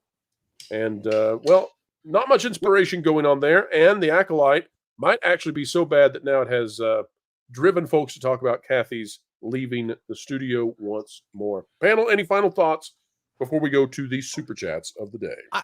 I think that I took the Kathleen Kennedy because I knew what you had said about the October thing. I assumed that she was going to be gone before this. The fact that they're keeping her around, that actually makes me nervous because she is Teflon. She always skirts away from all of these disasters that befall Lucasfilm. And if you're getting rid of Leslie Headland, you're getting rid of the Acolyte. Apparently, I saw in that Park Place they're getting rid of Taika Waititi and not doing his Star Wars movie anymore. Thank goodness. You're treating the symptoms and not the sickness by keeping her in power. So hopefully they're going to be getting rid of her.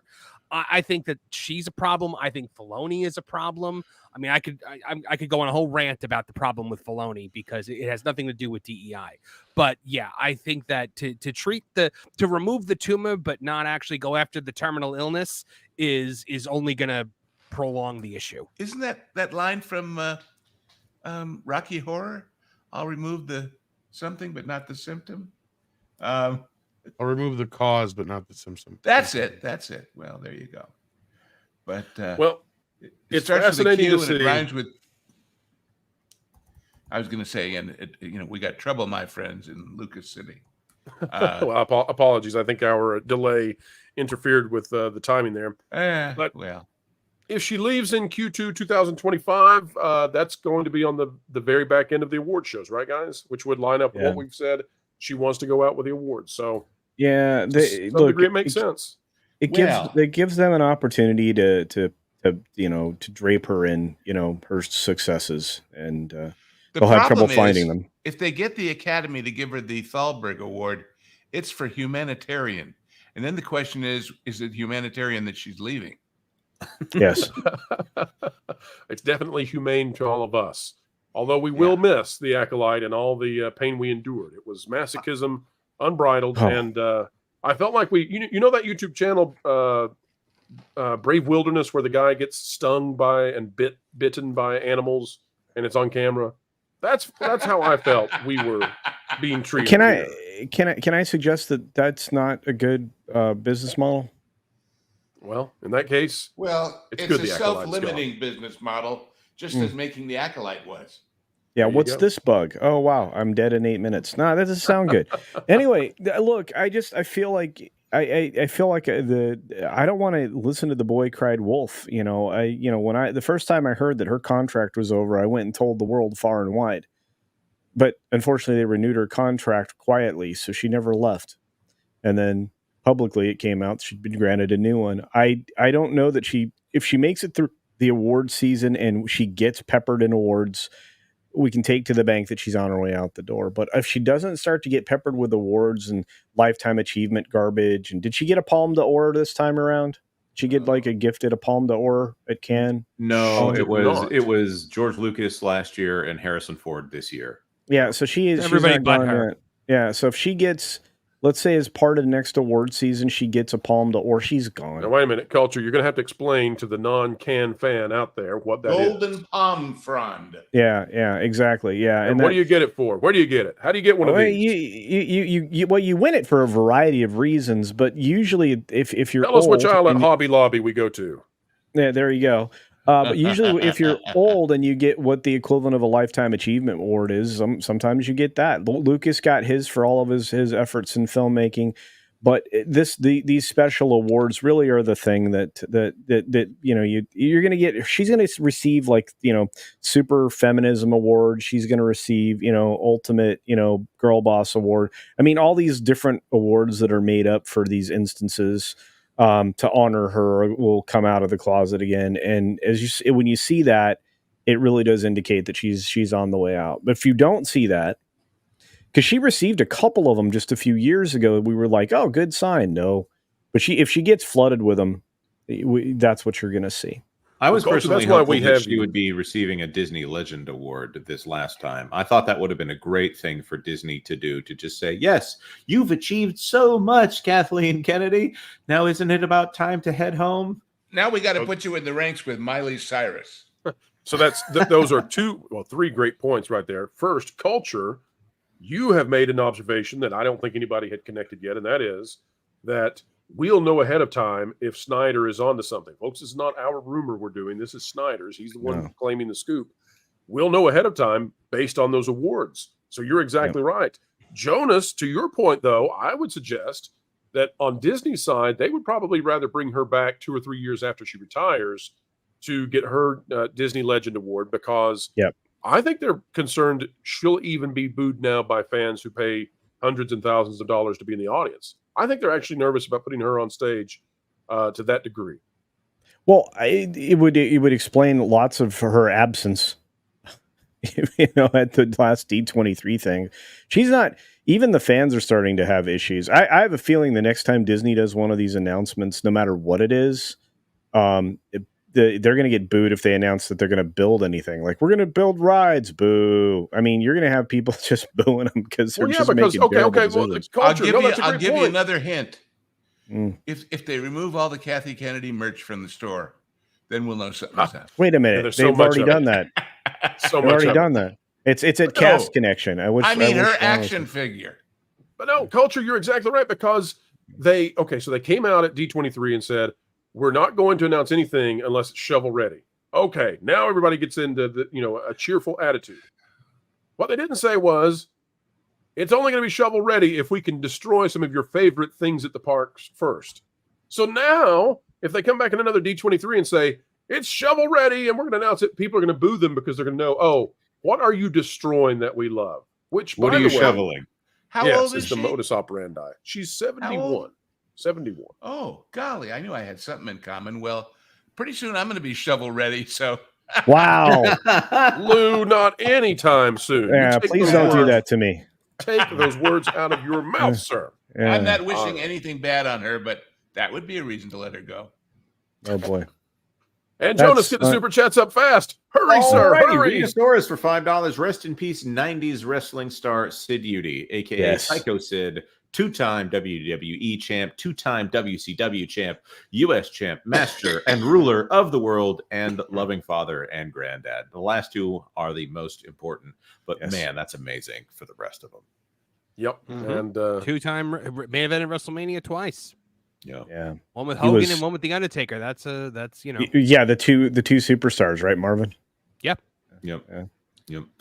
Packing protons for 5 at Marvin the movie monster. Here, fishy fish is all you have to do to catch fish. That is true. I saw a documentary about that one time. So two guys who were roommates in a New York ghetto.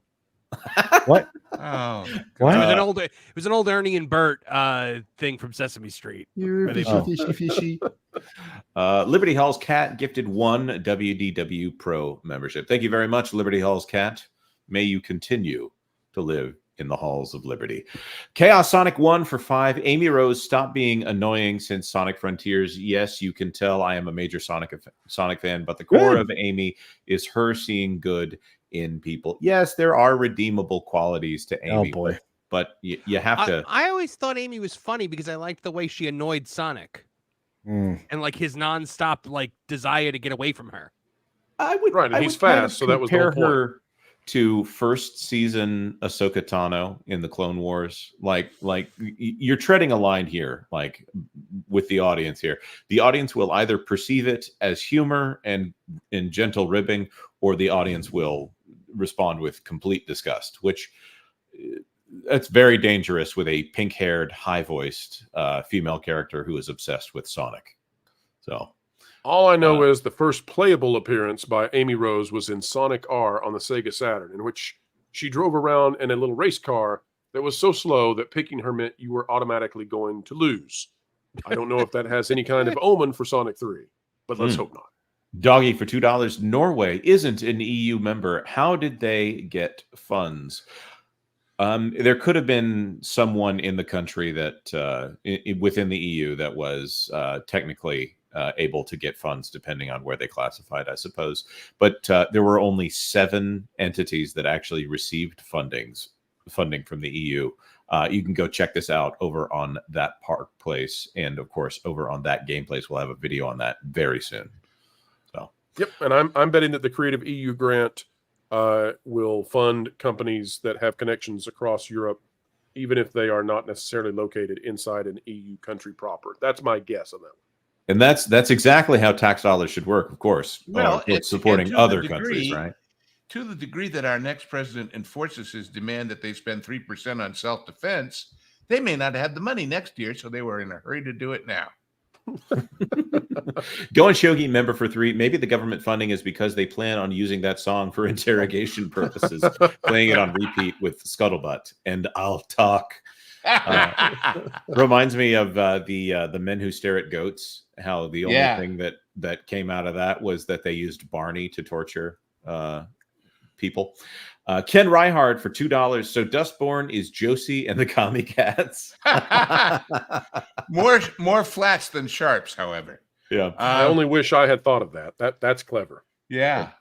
Chaos Sonic for 5. Pro, can you also explain to the others about Activision's attempt for DEI name change to IG, aka Inclusive Growth? I sure can. So Activision is trying to switch their department from DEI to IG, which is Inclusive Growth. And it seems to be that Activision, at least internally, is realizing that the equity part of this is wiping out the meritocracy within the company, and that's a real problem for them achieving any kind of success. IG maintains that idea of DEI, but gets rid of the central letter that was the significant problem. Now, there are some out there who are worried that inclusive growth means that the inclusion is going to continue to grow and grow, and that it'll be a metastasizing monster. That has not yet been determined yet. And of course, companies all across the world are trying to figure out what they do in this postmodern world where achieving success is not at the high point of some of these people's careers. Oh, by the way, Star Wars Outlaws and Dustborn, we're looking at you. What if they don't grow is the problem with that. Exactly. Albertus Magnus, 44 for $4.99. Woke is leftist politics. To leftists, politics trumps to leftists, politics trumps absolutely everything. Use the wrong sense of the word Trump. They absolutely, positively will not stop. Yeah, you can't. It's very hard to disabuse people of their religion. So, Cyrano 2960, member for 5. Love for everyone on the panel. Well, love right back to you, Cyrano 2960. Amen. Packing protons for $5. Culture, what is Mike Zero's scoop on Kennedy leaving? Oh wow! I wish. Okay, let's see if I can do that for you. Hold on, folks. We've got it coming up on the Kathleen Kennedy retirement. Here we go. All right. You take a moment there, Culture, and we'll come back to you. How about that? Okay. All right. Just a second. All right. Hypnotic Enrapture for $2. The Heavy Rain Quantum Dream helps this trash fire. Yes, the most depressing video game ever made was made by Quantic Dream, and that was Heavy Rain. And now, well, here we are. Butterbiscuit 92, member for 9. Jonas Remains El Take. I'll call Marvin McSnob Marvin to avoid confusion. Yeah, get this man a gaming PC. It's better for editing. It is better for editing. It's a business move. I'm going to reveal something that I didn't reveal on that game place. I have the exact same setup as Marvin. You left me out to dry. I did. With that. I absolutely did. The only thing I have that isn't Mac is my NAS, which probably I can't say the words that I want to say right now. Oh, it's on Synology. Yeah. So PC is on the list, especially if we're going to do gaming. But it's another reason I'm streaming from an Xbox Series S when we do Star Wars Outlaws. So there you go, Marvin. I'm throwing you under the bus today. So Culture, you still look like yourself. So continuing on. Packing protons for 5. If Star Wars wanted to signal a new start of quality, hey, at Jon Favreau, get Disney to let you use the 20th Century Fox logo in Grogu and Mandu. Oh my goodness, that would be a great idea. I thought they broke that in Deadpool. I don't know if they could put it back together. They're going to need duct tape. Something else that needs duct tape is oh, there you go. You're good, Jonas. Go. Well, thank you for having me, my friends. Let me just say I really do appreciate everybody's kind support over on my channel, Mike Zero, with all the scoops from LucasArts, from Kathleen Kennedy's upcoming departure. That's right. We have some new information I found in a thumb drive in an ashtray outside of the Burbank studios, and it is leading me to believe that we are eminently going to see the departure of Miss Kathleen Kennedy from the studios because of all the backlash from the terrible products that she's been making. I just want to say thanks once again for following me on my channel. It's with your kind support that I'm able to deliver these amazing scoops. And watch out, because it looks like we have Amy Schumer in to replace Kathleen Kennedy as the new leader of Lucasfilm Studios. That's right. You heard it here first with Mike Zero. And thanks once again for your kind support. I could not do it without you. Lizzo is in charge of the story group, folks. That's straight from the lips of Mr. Zero. We should get Mike Zero on the show sometime. That would be fun. We should. I look. I may do that in jest, and it's in good fun because I honor the guy because he is like one of those channels that's just like you have to watch. You have to stop and watch. Because I think we should have a show with Mike and Grace on together. Yes. As panelists. Yes. Mike is a genius. No bones about it. Mike Zero is a genius. It's just he's not doing the same show that he's advertising.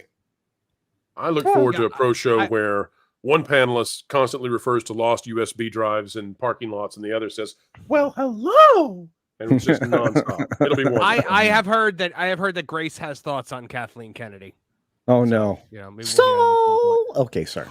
Well, I think that Kathleen Kennedy is the one that put Star Wars on the map. It was just this little niche audience until she opened it up to everyone. All right, folks, we're getting ready to be lampooned and impersonated real soon. Love to everybody that we pass. Yeah, go ahead, Jonas. Go ahead. Gory-eyed Beast for 5 Canadian. You're gonna beg for Acolyte Season 2 after the first few Hagatha after parties. If that shrieky D23 thing is any hint about how it's gonna be, they put Agatha into Oogie Boogie Bash, and the only thing that saved that from being lampooned is the fact that they also put this monstrosity of a Doofenshmirtz out. It's like nightmare fuel. But yeah, there's was back in Gimmelstroop. We didn't have Halloween parties.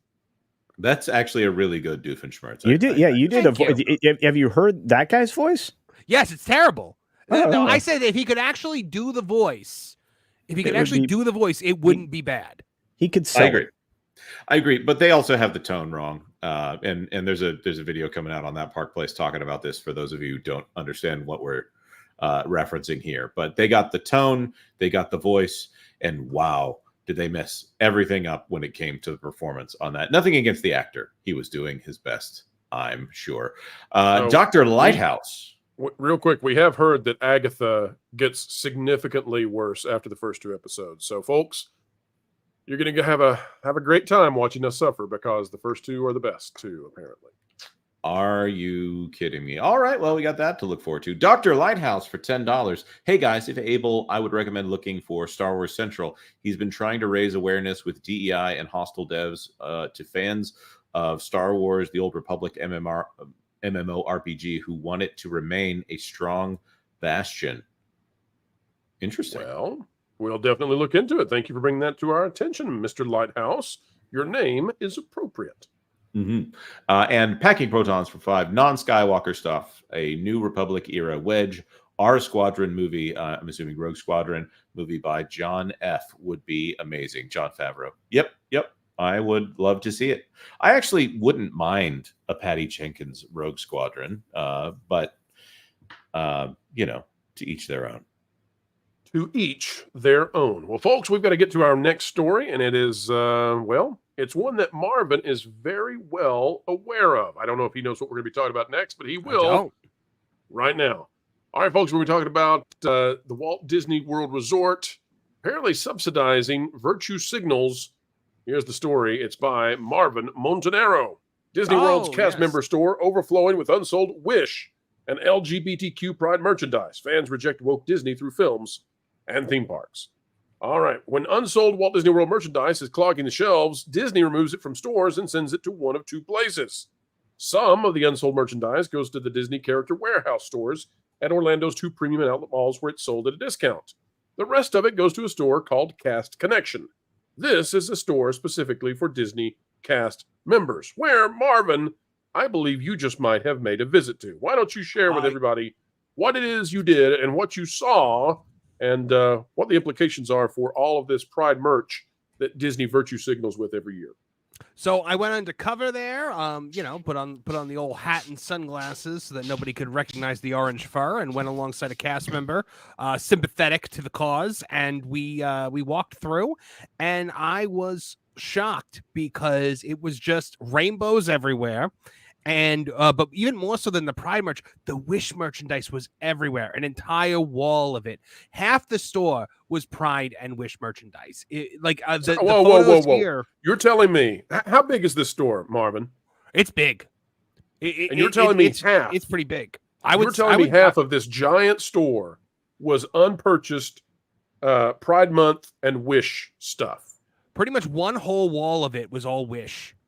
And then in the middle, you just had boxes upon boxes of the goat plush, the shooting star, and then everywhere you looked, there was Pride merch. There was the keychains, there was the ears, there was the apparel. It was just everywhere. How many 4x4 bins contained Valentino? That's just all I want to know. So that's many. the little goat thing. Not even 4x4 bins, Culture. I mean, massive boxes in the middle of the thing with basically right there. They're like, please take it. So $8. So $8 for that. Yeah, I know. So those China boxes that all those purses, all those lounge fly bags we're sitting on. How many do you think there were? Because that's where the real money is in those girls' mini backpack things, purses. There were so many. What's the name of them? I should know the name because Mrs. Movie Monster loves them. Lounge fly. The lounge flies. Yes, there were lounge flies everywhere. Wish lounge flies, Pride lounge flies. They were everywhere, and they were like $25. Did they have the high end ladies bags, the Dooney Burks and stuff? I don't remember seeing any of those. There might have been. There was just so much. I mean, we're not even looking at half the pictures that I took. That's amazing because these bags right here are not cheap. No, they're like $80 usually, or more. No, or more. And how much here, Marvin, as they tried to get them out the door? I want to say it was like $25, like maybe 30. So they're almost at cost. And that bin of plushies from Wish said recently reduced. Yeah. So they couldn't even sell them at the first cheap price they put them at. Everything at Cast Connection gets recently reduced aggressively until they're rid of it. I don't know what these will end up costing, but you might be able to give these away at a corporate event if you bought them all for $15 a piece. And Culture, you see the backpacks we've got there. There are boxes underneath those that are filled with these as well. That's how many still are there. So what we're seeing is a mass rejection of this merchandise. Oof, they put so much into. That kind of reminds me. Is any of that glassware from the Galactic Star Cruiser still out there waiting to be bought by some? I didn't see that. I think it might have been the back pass. They come back shipping it to Disneyland. Yeah, that's back room right. that only cast members can go into. Okay, so here's the story, I think, and you all tell me what you think about it. Tell me if I'm wrong on it. I think the story here is not that Pride merch fails to sell. I don't think the story here is that Wish merch fails to sell. I think the story here is I believe that Disney, with their expert analysts and their wonderful people who investigate how much to pre-purchase and have all this stuff made. The buyers, yeah. I think that Disney perhaps knowingly over-purchases this stuff to make a presentation in the stores to prove that they are solidly behind certain demographics and certain products, knowing that they will not sell it, knowing that it will be a fail, knowing that they'll have tons of this stuff. And I dare say, folks, and I say this with a little bit of a smile, perhaps Disney is harming the environment with all of this failed nonsense. Think of all the fabric that went into making this that will now destroy our beautiful On the other hand, they're helping the unemployment problem in China. Well, yeah, China's going downhill. But look, oftentimes, and I wish Ron was here because he's probably very familiar with this, but they'll ship this internationally to countries that are less fortunate than ours, and you'll see people wearing this kind of clothing that or don't even know what it is. Well, I've always wondered why certain countries in Africa suddenly are such strong advocates of Pride Month. Now I get it. Yeah, it's not. It's not because they want it. And failed Super Bowl teams. It's the other thing. Yeah, that's true. There are always jerseys of teams that didn't win the Super Bowl. I mean, it would help if the shirt didn't look like an artist's vomit, but Yeah, gosh, no kidding. Yeah, it was everywhere. I mean, the store is. I mean, you could buy so many things in this store. I mean, it's from apparel to toys. They even have furniture that was from the resorts in there as well. Yeah, that happens all the time when they do a refresh. Now, you're going to be able to get some of the most popular furnishings ever in some of the resorts. I think they're about to do it to the Animal Kingdom resorts, where you're going to lose the high quality carved stuff and everything else, and it'll be replaced by Ramada It'll be Inn like garbage. Those Eatsy Bears that they started selling.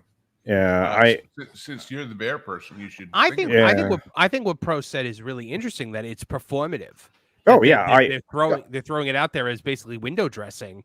Well, and then they're just stuck with all this stuff. Wish, I think with Wish, they really thought Wish was going to be a success. They went all out on merchandising for that property. Like I've never seen them do before. I'll also point out that they just did a Princess Week at Disney, and I don't know if Asha technically qualifies as a princess, but they were trying to push it as if it was a princess film, and Asha was not featured in any way that we were aware of in the Disney Princess Week, even in their own official press releases, not even a hand wave talking about this character. I think they know that this is an insufferable movie. So I'm surprised that they still have a meet and greet for her at Epcot. I was going to start taking pictures of the small lines and call it Lonely Asha. Well, that's the terrible thing about this. It's the same thing as the live-action Little Mermaid meet and greet at Hollywood Studios.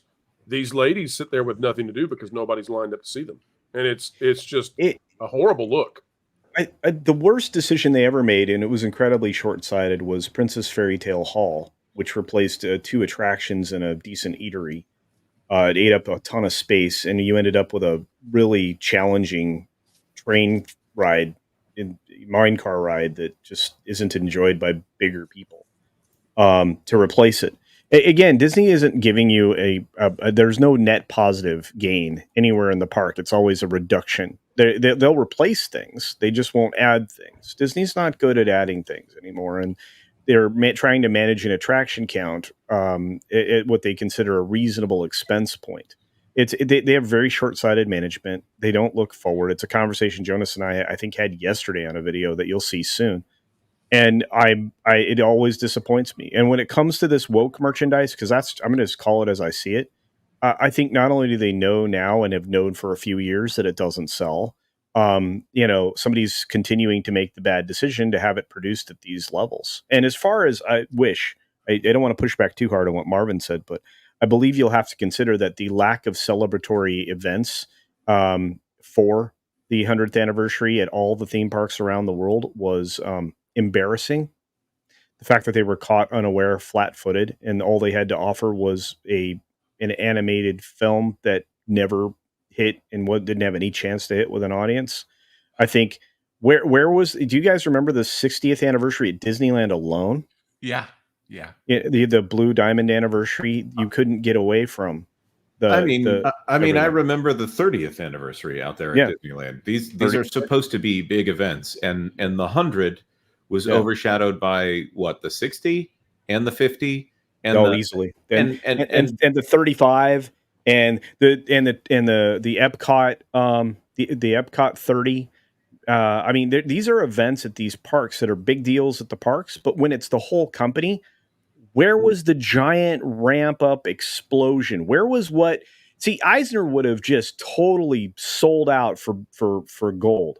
The golden age has returned with our 100-year celebration of all of our, of our corporate, blah, blah, blah, blah, whatever he would have said.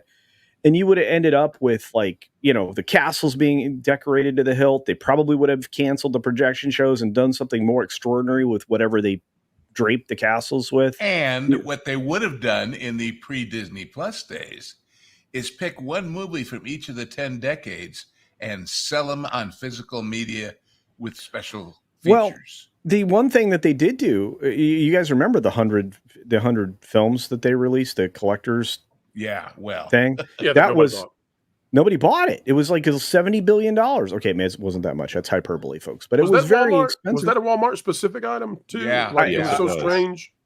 Yeah, I was like, nobody that goes to Walmart is going to be buying this, and you're not going to convince the people. Well, the problem was it was all re-release stuff. Nothing in it was new. Oh, that's right? also It wasn't it wasn't like there was a bunch of new things in it that you could 4K transfers or new, nor improved. Same thing. It was ridiculous that they didn't have two of their classics every month being re-released in theaters, setting them up for Blu-ray, 4K Blu-ray releases down the road. Every month you could have had Bambi and Snow White, Cinderella and Sleeping Beauty, 101 Dalmatians and Little Mermaid, leading all the way up through the Lion King, like the big ones. It just makes no sense why they didn't, and I agree with you guys. The only thing it came with, they hate their back catalog. They hate their back catalog. Well, but wait a minute. They sold Disney Plus originally as you'll get all the classics. You'll get everything. Well, but what happened there, Lou, is what I keep reminding people is the moment they killed the vault and they decided to put everything on Disney Plus, or at least even claim they were putting everything on Disney Plus. When you've got the Little Mermaid sitting right next to Little Mermaid 2 and 3, when you've got Cinderella sitting right next to the other sequels, it makes Cinderella worthless. It makes Cinderella worth just as much as those straight-to-video sequels. There's no more magic. There's no more special to it anymore. Yes. There's no build up to the idea that if I don't go see Pinocchio right now in theaters or get the video when it comes out here in a few months, I'm not going to see it again for a decade. Right? They lost that. That was their bread and butter. And it's not like they didn't know, because they've been doing that every 7-year re-release schedule since we the all dawn knew, of but we home still video. bought into it and freaked out.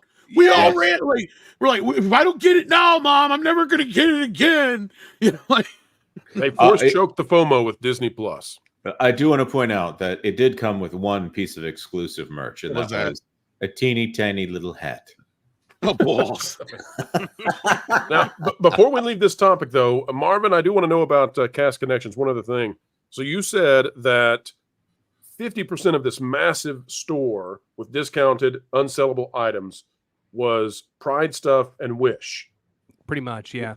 After that, how much is Star Wars? There was quite a bit of Star Wars. They actually had a Yoda SFX lightsaber for like $60. They had Yoda lightsabers. They had Plo Koon lightsabers. There was a decent amount of Star Wars stuff there. Gotcha. Well, It maybe was a crazy amount, but they had big. This is sell to people who don't make enough money to live there. Yeah. This is and they say, "Oh, great! Well, we'll give you another couple bucks an hour, but we're going to give it to you." They should probably just do it in vouchers for this store. That's a very good. They sell they sell groceries there. It's weird. Like they had like a whole like beef tenderloin for like I think it was like $3 something a pound, and Mrs. Movie Monster was like, "Why didn't you get that?" Well, you know, when Ohana and Boma don't use it up, you got to get rid of it, right? They had the chicken fingers. They had the big hot dogs from Casey's Corner. So yeah, if I had been going home afterwards, I probably would have done some grocery shopping. All of a sudden, I'm interested in going to Cast Connections. Thank you very much. Let us know if you can get some packs of the liquid cheese, Marvin. I'm sure it'll kill us. But Jonas, you missed it. If they're selling the good stuff food-wise from the hotels or wherever, the parks, that means they're replacing it in the parks with a lesser quality product. And don't forget, folks, if you're looking to get rid of an unruly guest at your home, just ask Marvin to send you down the excess blue and green milk formula, and he will send it your way. All right, Jonas, it's time to welcome our audience onto the stage with those super chats. Let's put them up and let's see what we think. All right, next one is from DeJinx1 for $1.99. What if Favreau takes a role like James Gunn for Star Wars? I'd love it. I don't know if it's going to happen. It's the unlikely. Filoni already has that role.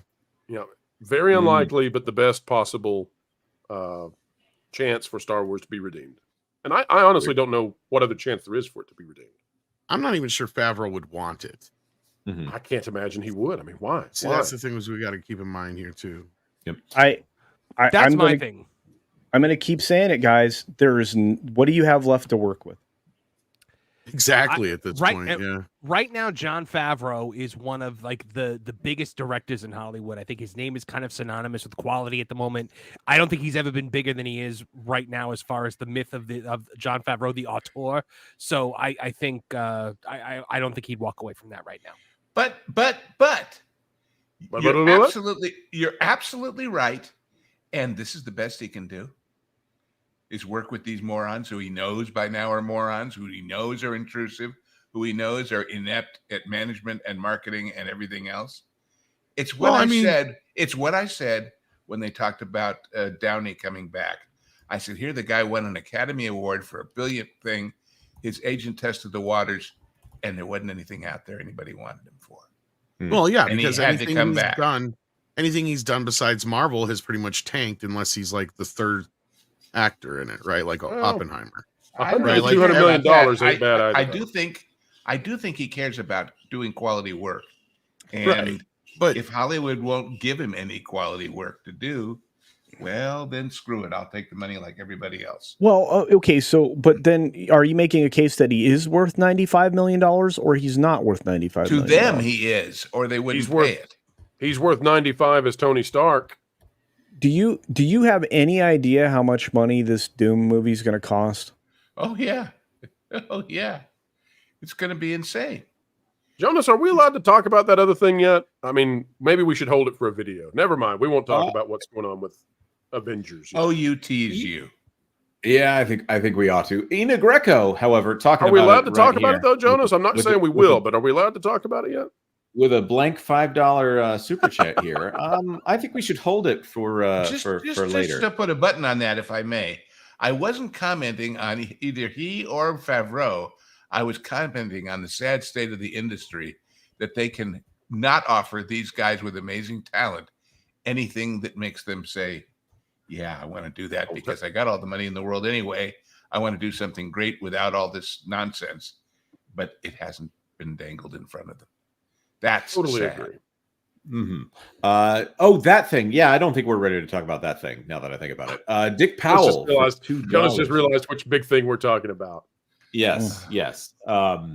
I would just say they're assembling Just things keep for the scooping movie. and scooping and scooping. Right.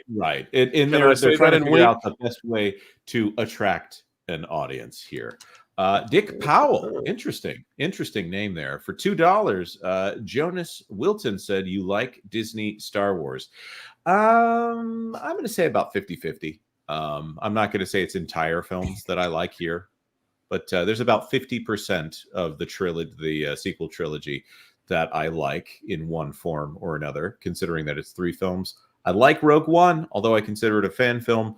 Solo doesn't bother me. So, yeah, I suppose so. Solo was awful. The Solo never bothered you anyway? Yeah.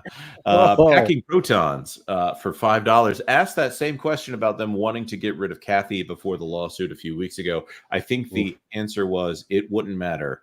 Yeah. I think you're on the money there. Gilliam 2 for $5. It doesn't matter who they put in terms of reviving the studio. We had the funeral for its final franchise.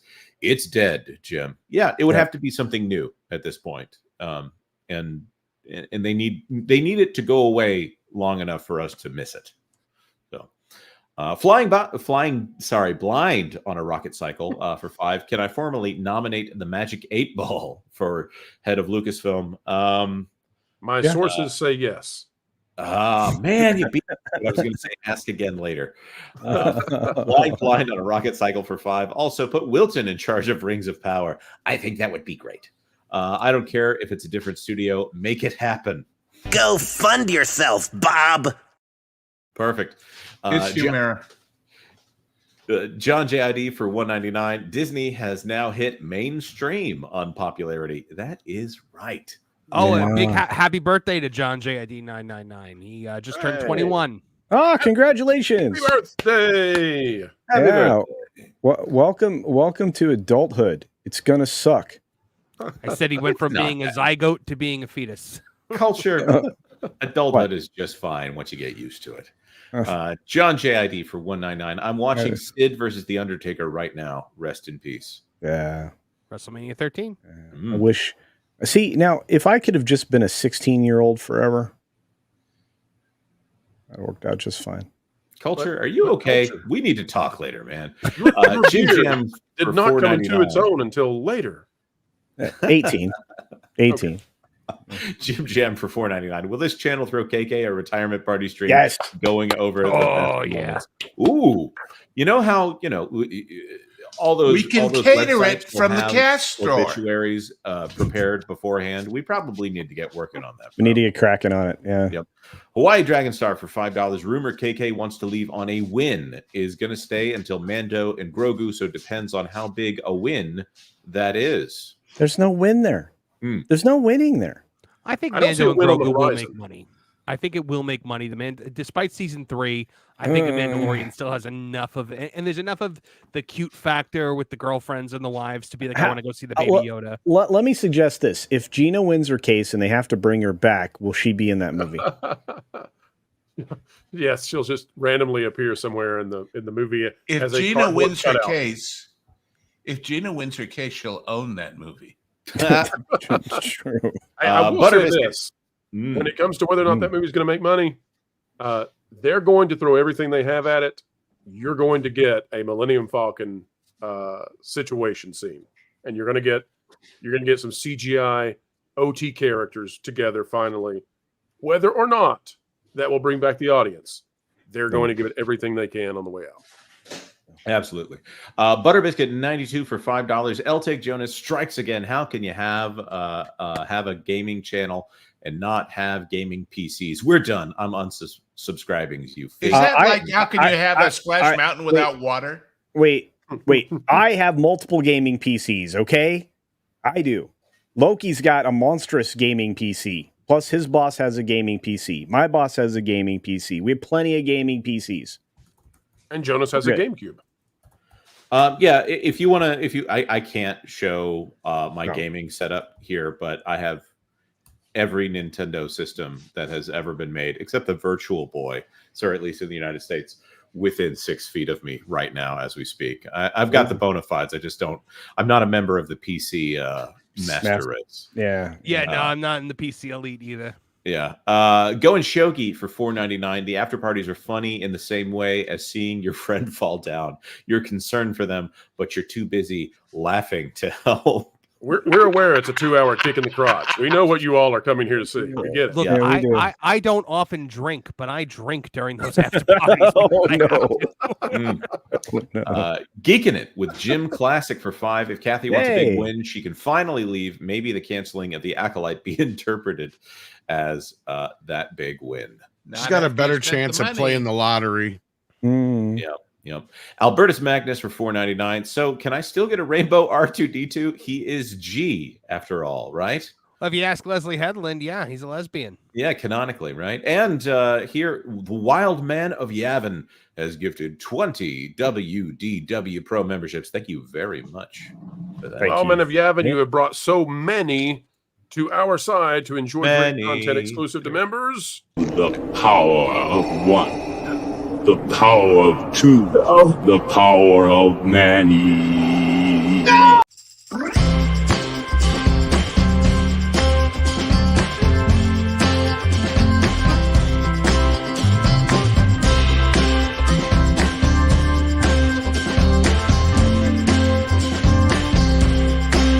Perfect. Thank you. Pro, thank you very I much. return your show to you. Otherwise, we're never going to get through these stories. Well, you know, folks, the news never stops, and neither do we, so we will keep at it. Well, let me just tell you, things are not going well for Disney when it comes to Tiana's Bayou Adventure. Let me pull this up for everybody to see. And let's see. Tiana's Bayou Adventure not going well. Let's read it. This is out of WDW Magic. Go ahead, Marvin.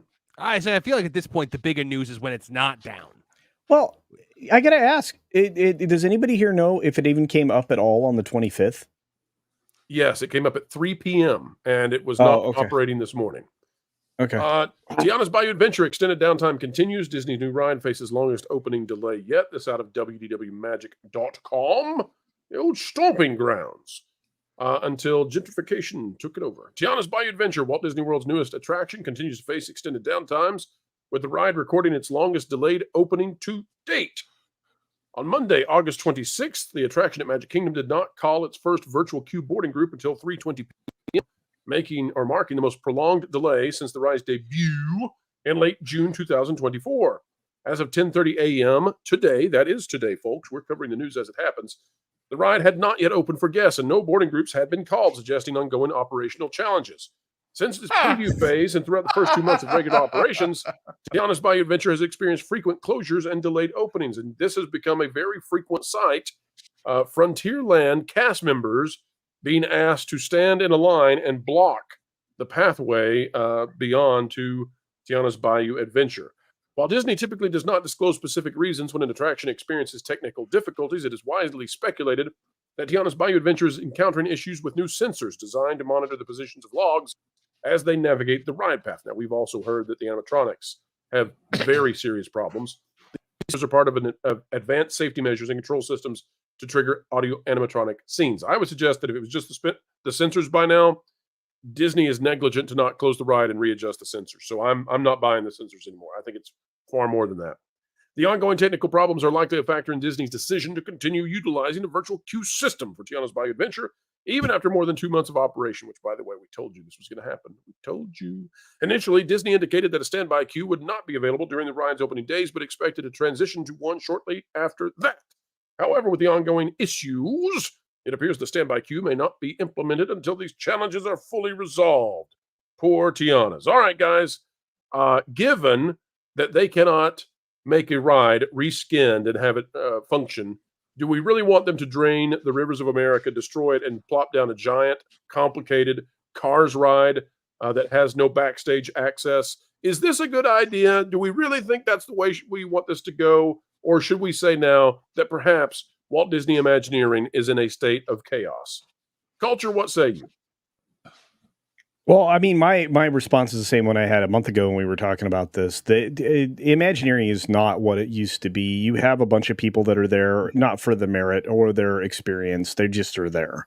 this should have been a relatively straightforward equal replacement of whatever they chose to do. This was an endeavor that, had they realized what they were doing, vast changes in infrastructure, power demand, amongst other things, they perhaps would have gone a different direction and maybe utilized the systems that were there to begin with.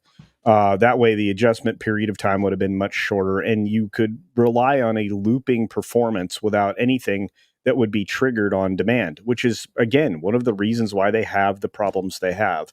They also have they have so many problems that, again, older Imagineers would have caught, you would have seen, you would have conversed about and said, well, we don't have the systems established within that building to power this ride. We don't have the pumps in the right places. They would need to be replaced. We would need to add pumps in order to maintain the speed of operation of this attraction to its peak efficiency.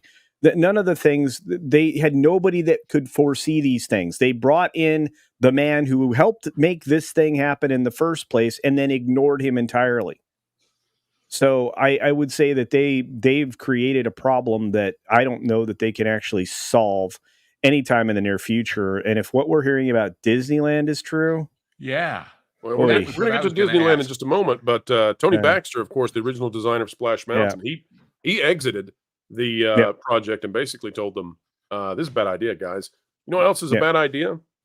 Instead of just stopping at reskinning a simple attraction, why not drain a lake or a river, plow down an island, and replace it with a giant, complicated attraction that destroys the theme? Look at this layout that someone has actually looked at the concept art to try to figure out how this goes. Look at the complexity of this Cars attraction, and you tell me this is going to work out well for Disney World. We're gonna have a giant land that might as well no longer be called Frontierland, but be called Doesn't Work Land. That's what it needs to be, defunct land." Well, actually, there is. That's actually a site. But Yes. But thank you for your sponsorship. We wish you would pay us. Yeah, exactly. But look, I mean, this you could do not there.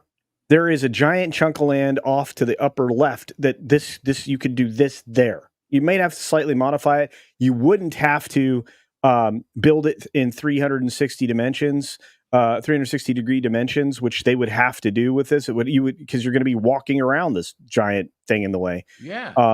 So you put it back in that corner. You could do it like you did with California and not have to develop the backside of the mountain.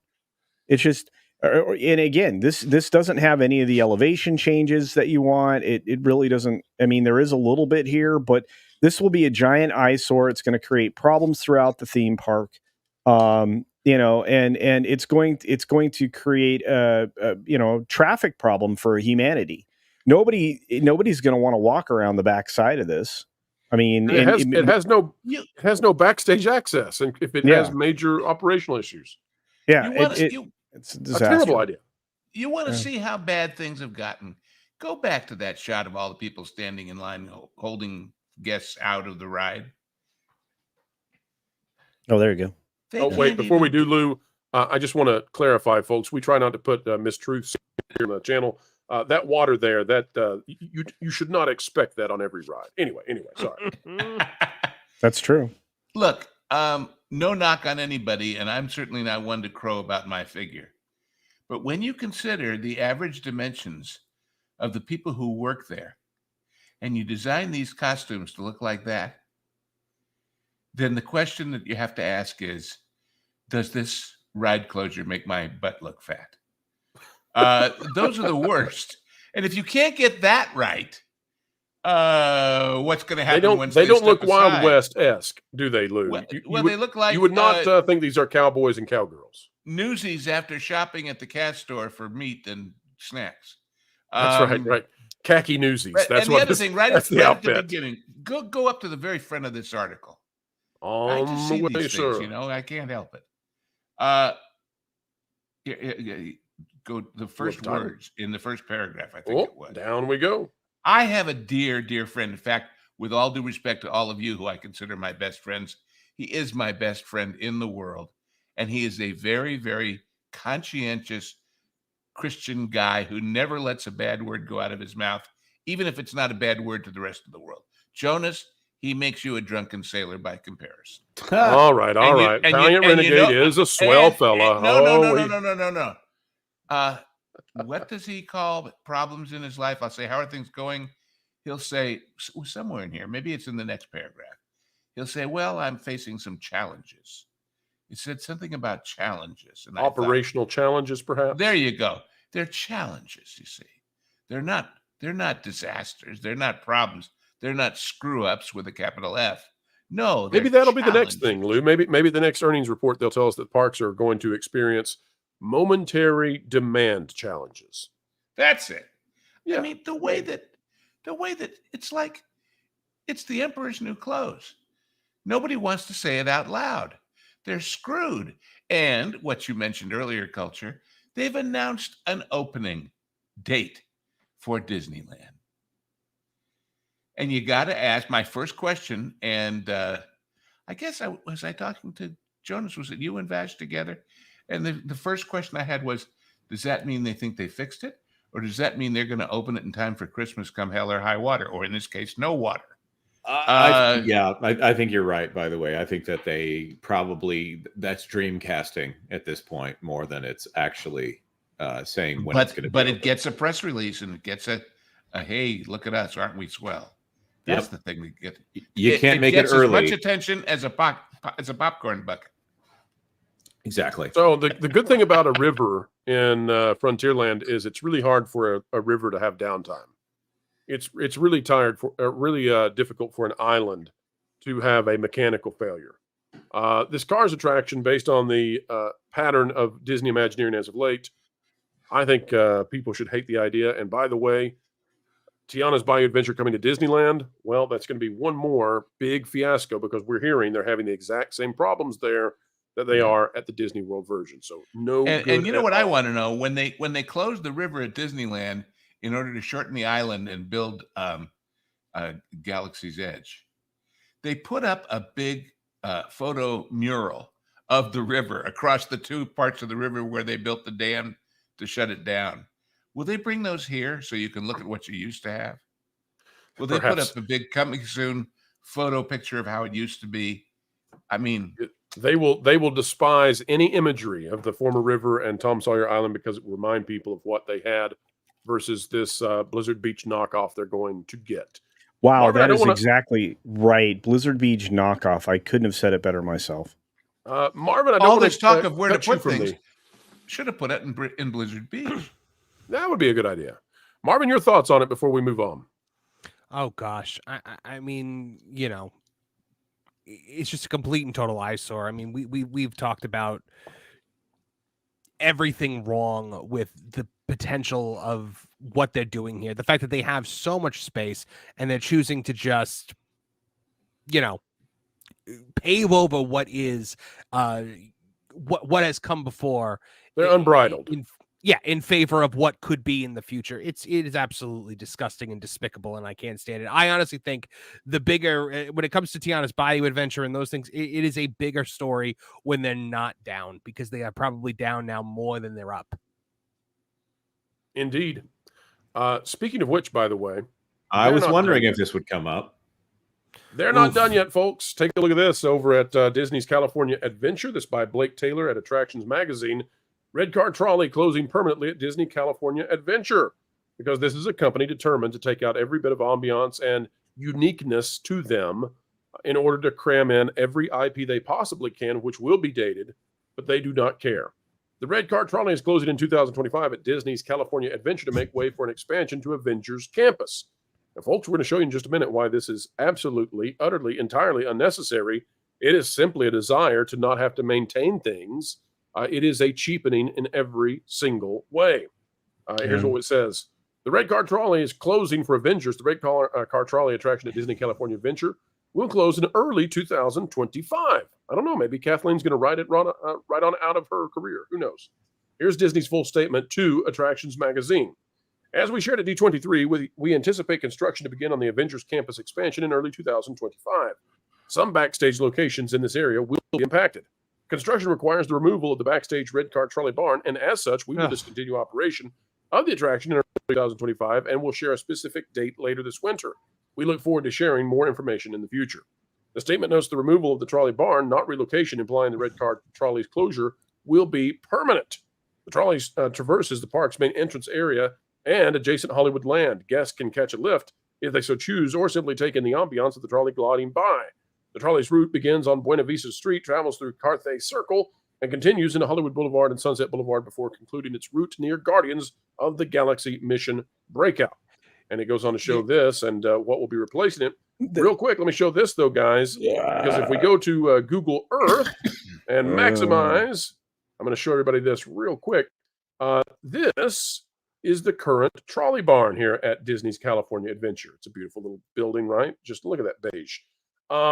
And the trolley comes out. It goes through here up into this area and then goes out and makes its public appearance so that people can have the ambiance they need and want and love and desire. Whether you ride it or not, it is providing an environmental assist to make you feel like you are immersed in the park. Now, they're saying that because the expansion will be down in this area, they have to close it. Fine. Guess what, folks? They could literally put it over here. There's another backstage building they could replace and relocate, and they could take those rails right out and connect them right through here in front of Guardians of the Galaxy Breakout. No problem, but that would cost them a little bit of money to move this over near the Hyperion. There have been suggestions that they could move it over here to this side of Mission Breakout, formerly Tower of Terror. I don't think that's actually possible because of some electrical issues. Exactly. Yeah, you have your power building there. Yeah. Look, man, they have 3 power banks there. Anyway, look, you have almost no kinetics in this park whatsoever. Outside of going over to where the stupid Mickey Fun Wheel, Pixar Spinabout, whatever they're calling it now, because I don't care anymore. But you have almost no kinetics in this park. Absent is people screaming on, the new Incredicoaster or whatever you have none of that. None of that. You're going to take away the one thing that gives you something that interrupts your eye line for a moment. It brings you something different at a different height level, perhaps, or a different distance to yourself. You're going to remove that element of the park and dumb it down because you don't want to spend, $100,000 building a new. Well, it's probably more than that because they have to redo the brickwork and do a rail tie-in with a spur. But this wouldn't be that hard to keep running. In fact, you could do all of the work before you took it down. Yeah. And by the way, this is removing 2 things. It's removing a real historical old Hollywood reality. For those who don't know, the Pacific Red Car was Los Angeles's L train, subway, whatever you want to call it. It's how in the day, which would be my mother's youth, so the 1930s and 40s, you could get from Pasadena to the beach to Santa Monica Pier in 30 minutes. And they pulled it out to make more room for cars. How's that for irony, considering cars going into the river? But aside from that, it's Roger Rabbit, for God's sakes. I was literally about to make the joke. I saw a documentary one time that it was shut down after being purchased by Judge Doom to make way for the freeway. But that's true. The oil companies actually influenced them to shut it down. And by the way, the section of the old red car track that goes right through the middle of Beverly Hills, between what they call Big Santa Monica and Little Santa Monica. When I was a kid, walking to school along that route, once a month, they would run a switch engine and 1 car down that track, not going anywhere for business, but because that helped the railroad maintain the right of way in case they ever wanted to use it. And inevitably, they gave it up. But that was part of the legality of the red car. Anyway, it's just so silly. And it is the second variation on the red car to be taken away. The first one being the up and down fun one that was in Toontown. The Jolly Trolley. Yeah. Yeah. Well, you know, the one word that stood out to me in this article was ambiance. And even if you don't use the red car, it adds to the ambiance of the area. And that's the thing that they very clearly don't care about anymore. You talk about getting rid At of the all. rivers of America. Even if you don't go to Tom Sawyer Island, the ambiance of the water, of watching the raft go back and forth between the island and the mainland, like these are the little things that take. Like I think Jonas said it in a recent stream. You're taking the park out of the theme park, and that is the thing that Disney used to have over something like a Six Flags. And we're going to get to the point where it's just going to be a very expensive Six Flags.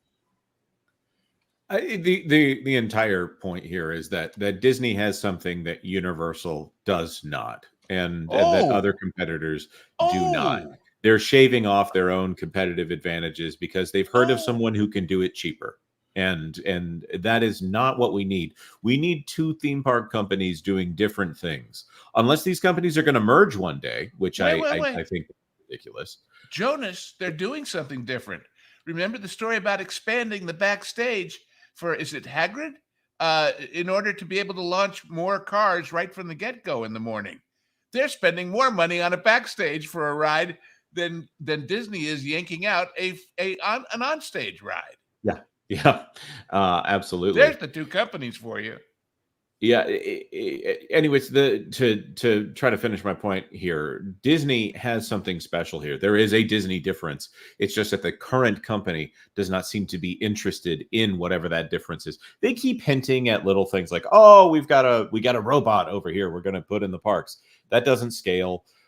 When you look at the things that they're taking out in order to bring in these little technological monstrosities, I look at simple things like they can't keep a log flume ride running, and then they're going to try to come in with robots and things like that, or they don't have the funds to keep this trolley car running on a regular basis, and they're going to try to have robots and other things like that in the park. All of the things that make Disney great are fading away so that they can appeal to shareholders who may or may not actually be interested in what a Disney vacation is like, just how much money they make when someone else goes on one. I'm amazed that they are stripping out everything that makes them unique. It's amazing. I mean, there's no good reason to do it. There's none. But they are intensely intent on stripping out the stuff in the Disney parks that makes you want to go to them. And they believe that plopping down these giant, low-performance, poorly operating attraction replacements is the way to go. I don't understand it at all. I mean, listen, I'm here to analyze them. I don't know where's... This must be a cult of bad personalities with yes people surrounding them agreeing to do these things because there's no logic. And they've lost the soul of the company. In the process, there's no... They lower capacity for what, 4, 5, 6 years in order to return less. They are taking. Well, we just said that they're taking the park out of the theme park, but they're also taking the Walt out of Walt Disney World, out of the Walt Disney Company, and Disneyland as well. They're taking the Disney out of it. They're taking the magic out of it. They're taking the special differences out of it while raising prices and telling you that it's for you. Wait a minute. My favorite thing whenever they make these like little announcements, like they'll take away Magical Express and they'll be like, "We here at the Disney Company know that you want to make your own, travel accommodations to and from the Orlando airport."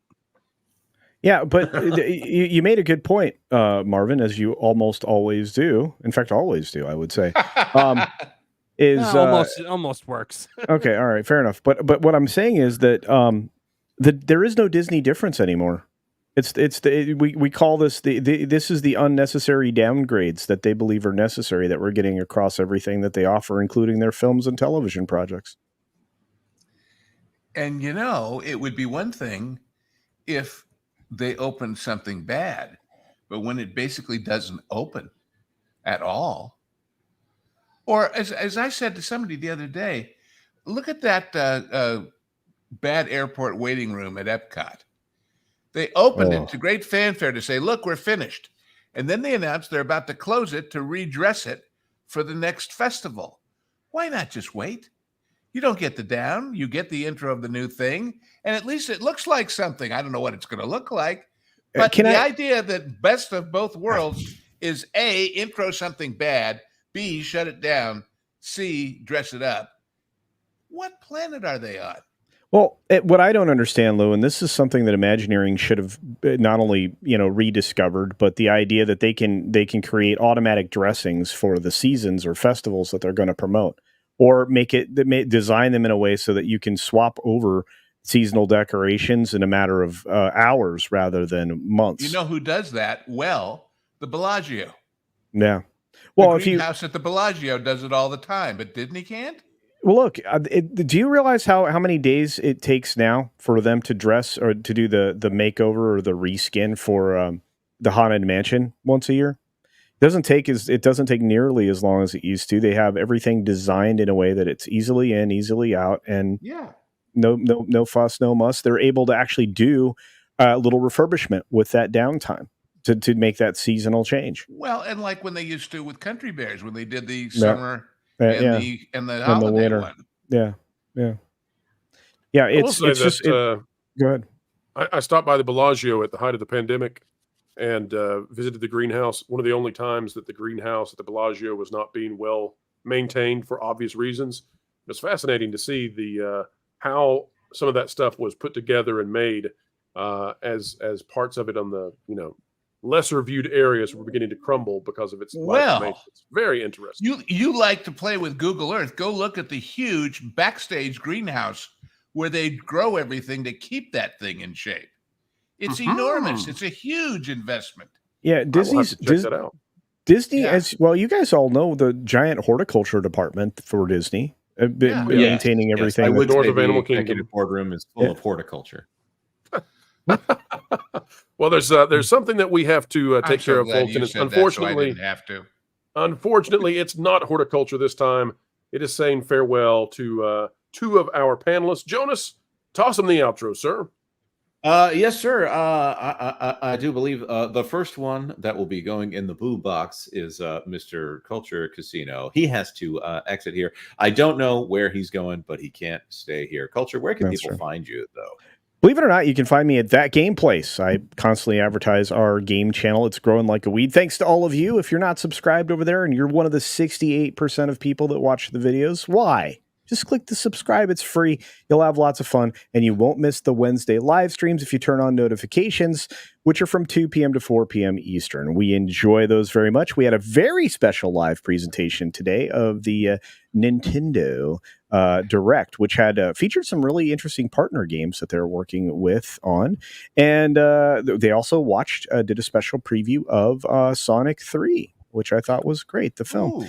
So yeah, you guys I'm also going to point out tomorrow we are going to be talking about Alyssa Mercante, and we're going to be going through this ridiculous legal letter that we're beginning to think maybe she wrote it herself.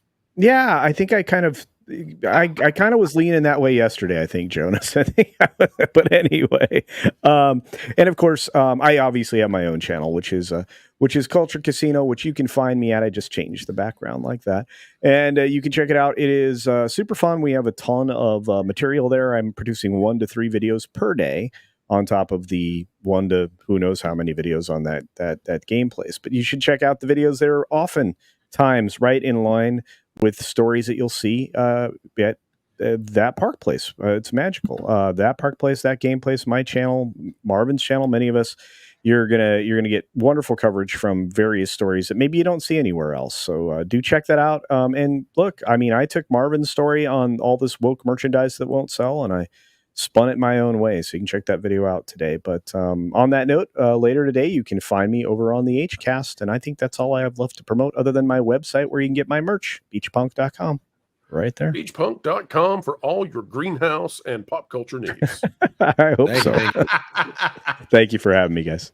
Thank you, Culture. And now that we're getting rid of Culture, we also need to, maybe it'll be a little bit different here as we honor one guest that is going to be exiting, Lou Wasserman's ghost. Where are you? Hey, well, immediately I'm heading over to T3PO, where I am often, which follows this show, and you'll all be redirected there, I'm sure. But also, just a programming note that Vash and I do a show, the Hollywood Backlot with Lou and you, usually every Sunday at 2 p.m. Eastern. But because of traveling Vash out there soaking up the rays in the desert, we will be doing it again as we did last time on Saturday at 2, and then we'll go back to our normal schedule. So be sure to be there at 2 o'clock on Saturday for that. And then, of course, there's the Genre Guys, which keeps on keeping on. We just had Marvin as our special extra guest host, but I don't know what the next one is that's coming out here. Which one will it be, Pro? Oh, I am not exactly sure yet. I'll have to double check I and always see. ask the hard questions, but like Roddy Piper, you got to change the question. Anyway, I got to run over there, and it's been a pleasure as always. And what can I say, guys? You're my buds. Good. We will see glad to have you here, soon, Mr. Bud. Okay, well, I'll go have a no, not one of those. Okay, adios, muchachos. And we'll be sending them your way very soon. Lou Jonas, it's time for Super Chats. Let's bring them up on the screen. Packing protons for $5. We should help Disney out and buy some of this merch and do something fun with it. Send them into space, maybe. Hey, Elon, gift to aliens. Oh my, that would be a horrible first foot to put in the door there. They also might feel like we could be easily conquered if Magnifico is taken out that quickly. I shudder to think what aliens would think of us were they to receive Valentino dolls aplenty. The Wild Man of Yavin for $5. $5 for your boat and greenhouse fund. Oh, well, thank you so much. The Acolyte pitched in as best they could, but we appreciate every bit we can get. Wild Man, you've done so much to help us out. Thank you for your support today. Here's Jim Jam with a good one, too. For $10, why can't I have Star Wars Christian merch? Why can't I have C-3PO dressed as an overzealous youth minister? Why can't R2-D2 sing Be Still My Soul in Beeps? Obi-Wan as Martin Luther, the world is cruel. Well, you know, you might have Obi-Wan as a preacher right here on the panel. Who knows? Well, because it's not about what you believe in your heart. It's about who you wanna. Never mind. Yep. That's everything. Gay robots, folks. Gay robots. ALB 1994 for $4.99. Oh, sorry, fellas. No shade to anyone. Much love to everyone on the panel. Just wanted to welcome our favorite new monster. I figured that's how you meant it. Otherwise, I wouldn't have read it. Well, you know, it's okay. It's okay if you like me the best. I understand. And also, I'm going to skip one ahead. Packing protons for $5. My vacuum has stopped sucking. How do you buy a Jonas? I hear it does nothing but suck. Well, wow. Here I am. Come at me, bro. Hawaii Dragon Star for $5. Cast Connections, where all the people who called for JPEG's leaving. I thought there was this huge population who support Wish and Pride. Well, they didn't show up to the box office, and they didn't go to see Bros, so maybe they're waking up over there. Maybe the bean counters are finally having their say. They're having a good time in the post-Chapek era, eh? That's right. King of the Monsters, 1954 for $4.99. With all the Sweet Baby and DEI exposure, could there be hope that the leaked Spider-Man Insomniac sequels, Spider-Man 3 and Venom, won't be terrible? No. Let's just say Sweet Baby has a sweet touch that sinks almost anything that they. And I'm sure they're already contracted for Spider-Man 3. Sorry, they were likely contracted for Spider-Man 3 long before anyone knew knew that they existed. Yep. Cyrano 2960 for $2. Guessing my Tandy Trash 80 is not elite. Well, it depends on what you want to play on it. So if you want to play Wolfenstein 3D, you might be in good shape. Great game, by the way. Benjamin Elliott, member for 7. The celebration song When and If KK Retires, Yub Nub. Bringing it back. A tipping when Kennedy's gone? Maybe. My plan to save Star Wars, resurrect B. Arthur. It could work. Singing songs around the Mos Eisley Cantina. Accident Seller for 50 Norwegian krona. What can be unburdened by what has been? Bob Iger's motto for Disney Corp's Magic Kingdom. Yeah, It all washes away in 2 showers. And Dana Walden is just an extension of the source of that quote. You notice she hasn't been saying that quote nearly as much recently. Because nobody knows what it means. It's almost like the A Squad came in and said, you have to stop saying this. Mauricio Topete, I'm not sure how to pronounce your last name. I apologize, but thank you, Mauricio. For 5, I remember when Disney's California Adventure was about California in Walt's early days in the former Sunshine State. Is that what they call California? Is that what they call California these days? I remember when Disney's Hollywood Studios was about Hollywood. I remember when Epcot was about education.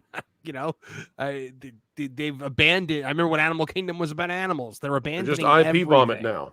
Yeah. Yep. Can you ever even imagine what happens if Disney's Animal Kingdom actually gets rid of Kilimanjaro Safari? I mean, that's got to be an incredibly expensive ride to maintain. They could. It would also be too much of an empty space. I mean, that you can fit the entire Magic Kingdom in Kilimanjaro Safari. I can't. So you're saying many DVC units, eh? Oh yeah. No, they might get rid of Kilimanjaro Safari. Paul for $5 still think they're trying to play roller coaster tycoon style games to convince this stuff is supposed to work. Game says it's good. Let's do it. At least in Roller Coaster Tycoon, you would do cool things. They don't seem to be interested in cool things. They would play Roller Coaster Tycoon and individually change the track pieces to the colors of their socio-political flags. That's what they would spend their time in. They used to have a Roller Coaster Tycoon type game at Disney Quest where you design your roller coaster and then you get to ride it in a simulator. And I didn't know you had to ride it. So I made like the craziest roller coaster ever. And they were like, now you can ride it. And I was like, what? And before I knew it, I was upside down and nearly vomiting. Yep. Albertus Magnus for $4.99. Iger to the Terrible is demonstrably the worst businessman in America. Forbes should do a cover story of Iger's failures and stupid decisions. If you go in and following Caroline Reed, she's doing a pretty good job of that right now. She's breaking it down article by article. Fantastic work, by the way. Absolutely. Accident Seller for 50 Norwegian krona. An improved version of my super exclusively on WDW Pro. What can be unburdened by what has been. Bog Iger's motto for Disney Corp's Tragic Kingdom. Very good. That is a lot of clever puns and twists of the words. Well done, Accident Seller. Love it. And Jim V833 for $1.99. Repaint Pride R2 as Jonas V 2.0. Money in the bank. Well, when you invest your tuppence in the bank, it returns semi-annually. So, or at least I heard that one time from the Sherman brothers. Bro? Oh, just taking care of something real quick. All right. All righty. Jonas, are we through with our super chats? Yeah, I think we are. Are you sure? Okay, cool. All right, Jonas. Well, I want to say thank you for reading those super chats, and I want to say thank you to the audience for bringing them up. Tom, you get caught with the Cheetos again, man. Sorry. It happens. Takis? Not sure. It's bacon. Bacon, even better. Bacon's good for you. Folks. We hope you're eating bacon wherever you are. And we're going to be covering Star Wars Outlaws real soon. We had one more story we anticipated doing, but we're going to be sending you over to T3PO where there are even more stories to be had today. We hope you had a great time over here with us. And folks, we'll see you real soon. Make sure you check out Tom over at Midnight's Edge, noon Eastern tomorrow. And Tom, when's the next Midnight's Edge After Dark coming up? In roughly 5.5 hours. Well, any content you can let us know about? I'm sure I'll be naked at some point. That is what the audience was waiting for. Folks, get your pound of flesh over at Midnight's Edge After Dark. Marvin, tell the folks what you got coming up on yours.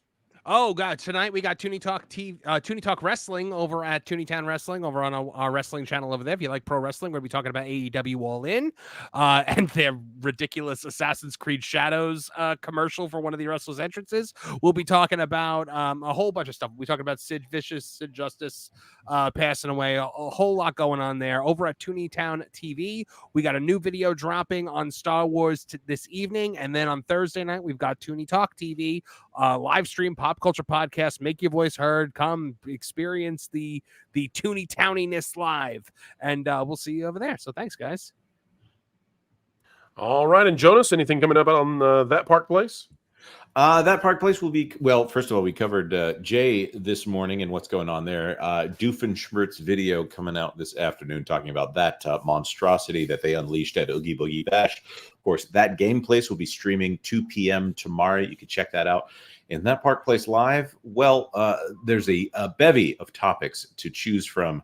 Lots going on. There's some new legal cases that have not quite hit the mainstream just yet. So stay tuned over there at that Park Place.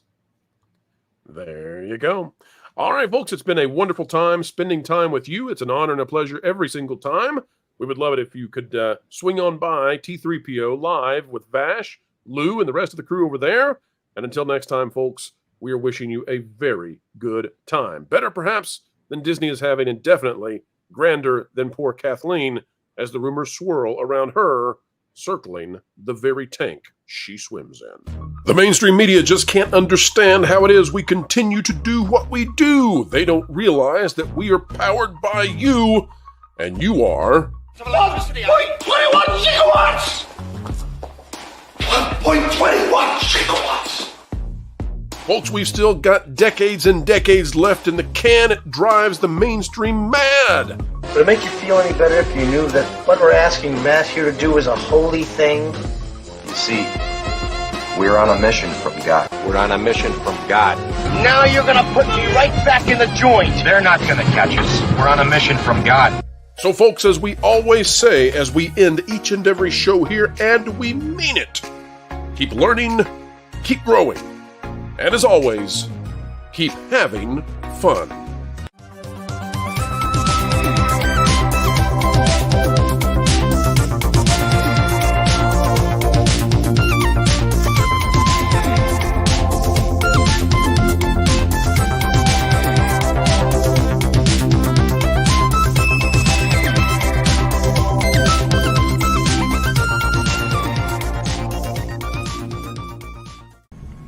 Every time they hit him, he stood back up again. So they hit him harder. Still, he got back to his feet. Standing man.